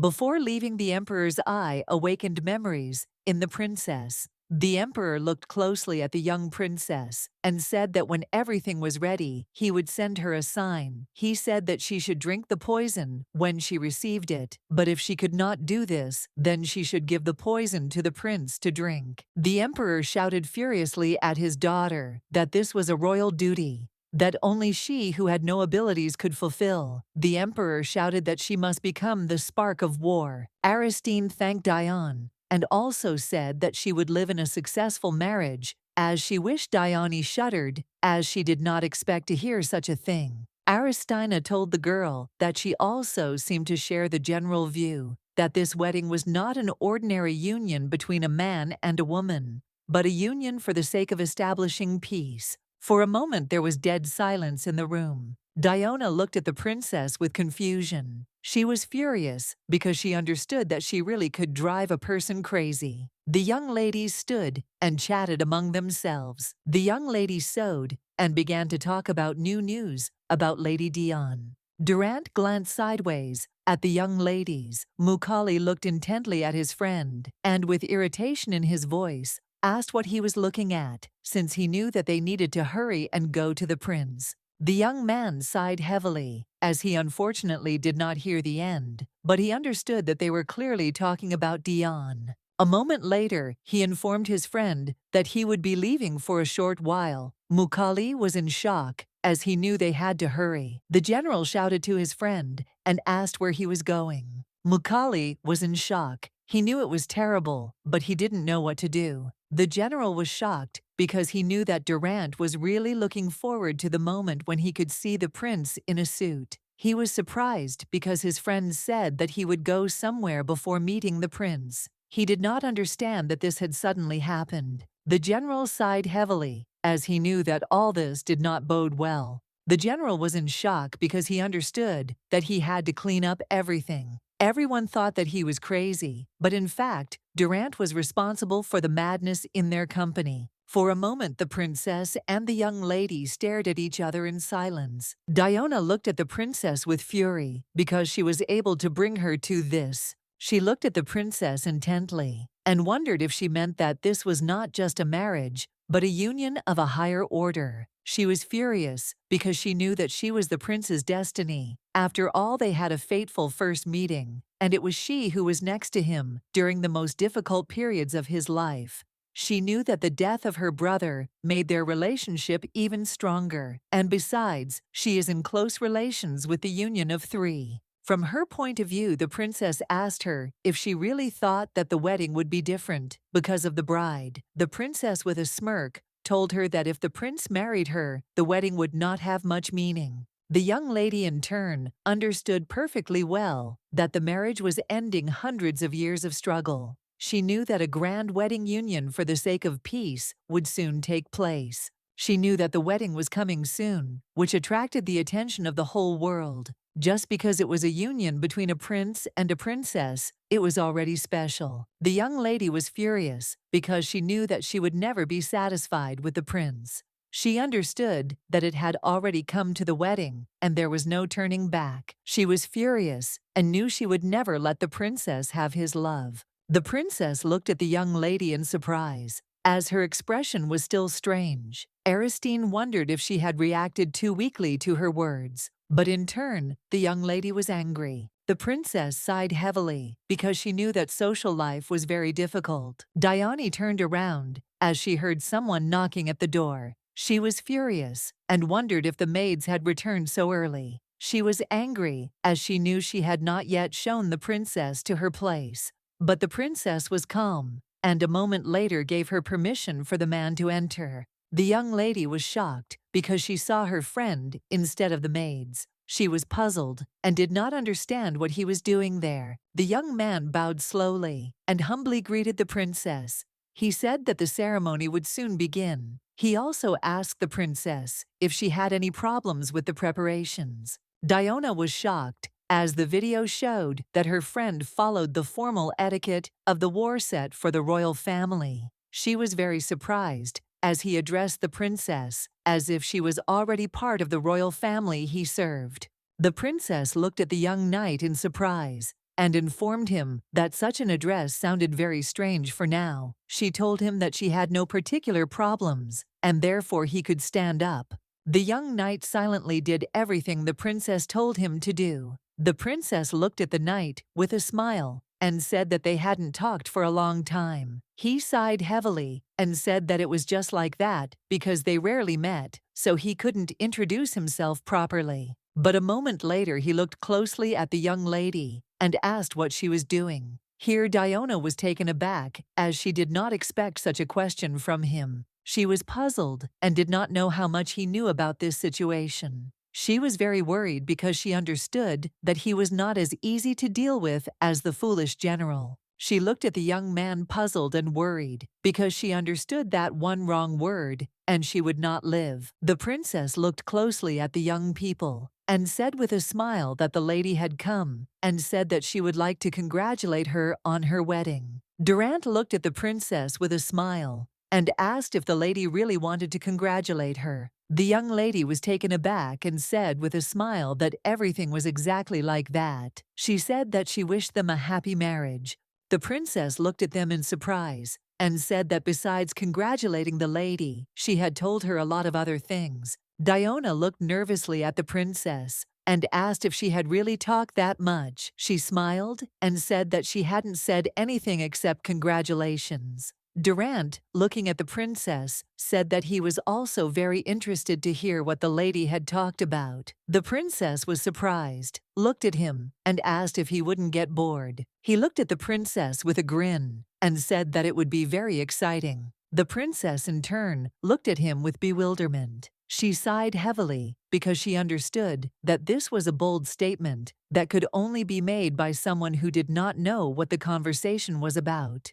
The princess understood perfectly well that usually the listeners did not ask about the lovers, of whom the narrator was proud, because it was not interesting to them. Such stories are interesting only to the narrator himself. And besides, if during the story, someone's indifference will rise, and this will be the narrator's, then he will get very angry. She held her breath as she knew it was a very tedious topic. But unfortunately the princess could not do anything because the knight was interested. She glanced sideways at the young lady with a smirk on her face, knowing that several listeners were better than one. She looked at the young lady with a smile, knowing that she was doing everything for her, and she could continue to share her pride with others. The young lady, in turn, was taken aback and hesitated. She said that she would turn out to be a princess. I misunderstood her, and she didn't say anything special. She only spoke about a peaceful wedding and her congratulations. Durant looked at the young lady in surprise and asked what she was talking about. The princess sighed heavily and told the young lady that she had become more timid when another interlocutor appeared. Aristine looked at everyone present and quoted the young lady as saying that she was simply proud of the relationship she had with the prince since childhood. A moment later, the princess said that the young lady also mentioned that the prince's mother valued her very much. Aristine sighed heavily, as saying the word lady herself was awkward. The princess looked at everyone present with a joyful smile and said that the prince and lady were in an extremely strong relationship. Durant looked at all the ladies present with fury and asked the princess if the lady had really said that, and then congratulated her on her wedding. The princess looked at the knight and said that it was exactly like that, and she also said that their marriage was nothing more than an alliance for the sake of peace, so it was bound to be successful. The young lady was taken aback and told her friend that the princess had misunderstood everything. He looked at her with fury and asked if she had really said that she and the prince were in a strong relationship.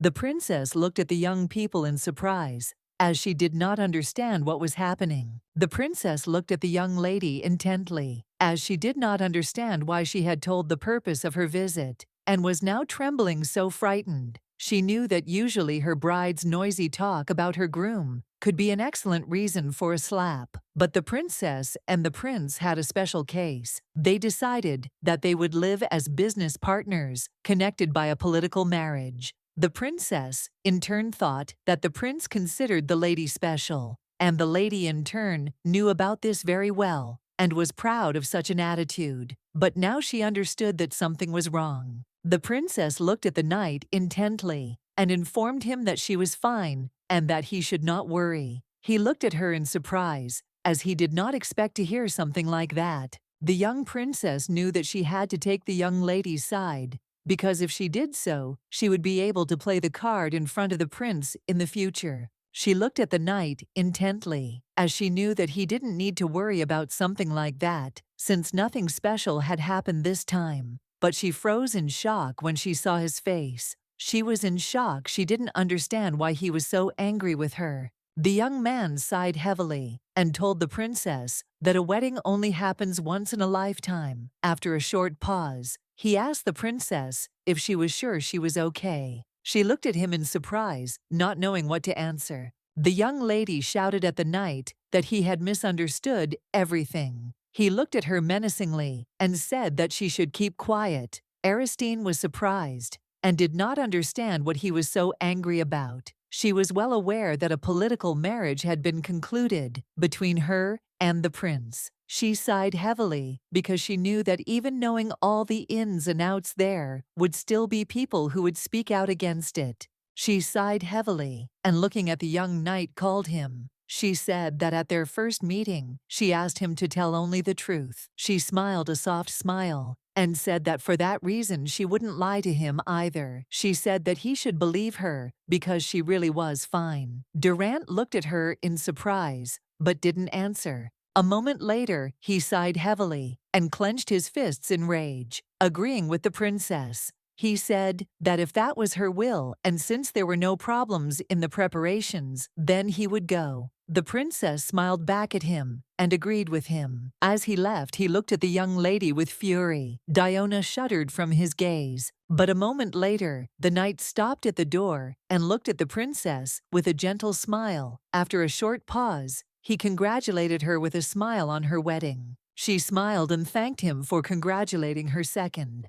Durant looked at the princess with a playful smile and said that this was not so because he congratulated her first. Sometime later, the princess and the young lady were left alone in the room. The lady was puzzled, as she knew that she was in trouble. because she had never seen the young knight so angry before. The princess looked at the young lady in surprise and asked where she was going. The princess, with her grin, asked the lady if she was thinking of saying goodbye. Aristine wanted to know if the young lady had already finished praising her boyfriend. Diona was taken aback, not knowing what to answer. She was trembling with fear because she did not know where to hide from the princess. She understood that the princess was pretending to be naive, but in fact, she was a master of torture. A moment later, the young lady cried out that she urgently needed to go to the toilet. The princess looked after the young lady in surprise. Aristine, in turn, sighed heavily. She wondered if the young lady was so desperate that she left the room with their lightning speed. But the princess, in turn, was a little puzzled.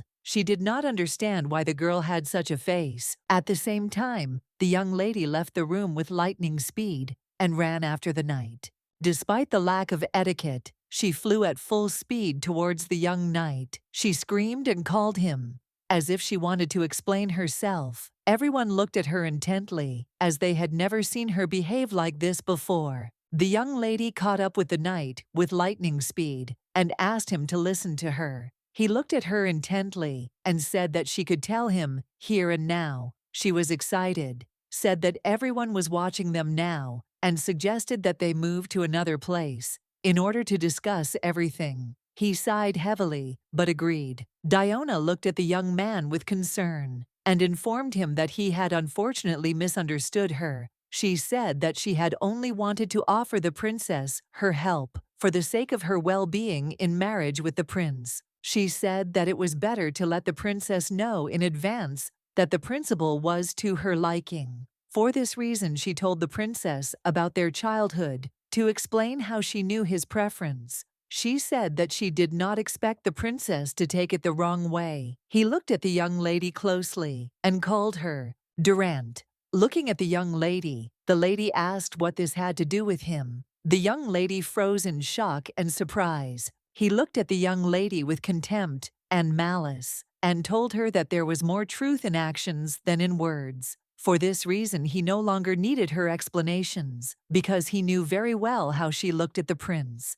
The young lady was frightened. She wondered if he had guessed everything. She understood that if he knew about everything, he would definitely take her side. She looked at the young man in confusion and asked why he was doing this. Then she knew that he simply had to take care of her and support her. She looked closely at the young man, as she knew perfectly well that he was alive, thanks to her brother. The young man didn't have time to say anything because a general entered the hall with lightning speed and called his friend. Diona beamed with happiness when she saw the General. Mukali looked at his friend in surprise and asked where he had gone. A moment later, he looked at the young lady in surprise, as he did not understand why she was crying. With lightning speed, the young lady fell into the general's arms. He excitedly reassured her and said that he was with her. The general looked at his friend in surprise and excitedly asked why he had communicated with the lady in such a way. Durant sighed heavily and said that he had only expressed his opinion. Mukali looked at his friend in anger and said that he did not know the reason, but it was clear that Durant was absolutely to blame for everything. The general was furious. He did not understand why his friend was offending their little beautiful baby. He shouted that the young lady was a very obedient child. Durant sighed heavily and told his friend that he sometimes envied his simplicity. Durant looked coldly at the young lady and said that she should remember his words. He said that he did not care how she behaved with the princess. The young lady shuddered at his words. She could not move.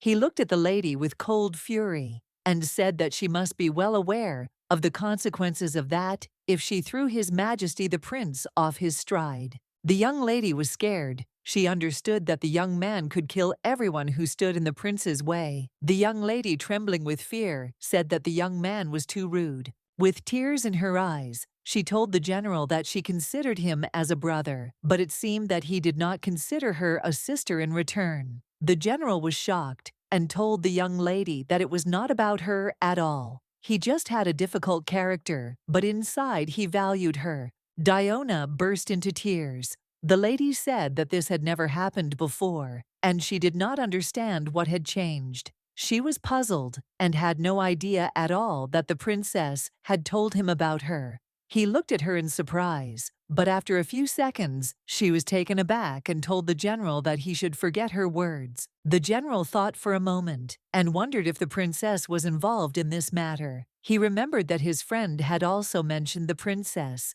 He knew that if it was the princess, he would rather listen to her story. The maid looked at the princess's companion and said that she should be a little more careful. She was giving her instructions. Rosalind looked at the maid with fury and shouted that she was just a servant, and also asked if this one really thought that she did not understand this. The young princess sighed heavily as she realized that the ceremony had finally begun. A moment later, she pushed her maid aside and stepped forward. The reporters watched the young princess closely. They knew that they had to take pictures as quickly as possible and take as many beautiful and bright pictures as possible. The young ladies whispered to each other, swallowing nervously, until they had fused the princess's veil. A moment later, the young princess saw her groom. She froze for a moment when she saw him in his formal attire. She froze for a moment and wondered if it was all the flashes of the cameras, because for just a moment she thought she saw a look of confusion in his ever-cold eyes. Some time later, they were both at the altar. The priest was telling them that this marriage was not just a union between a man and a woman.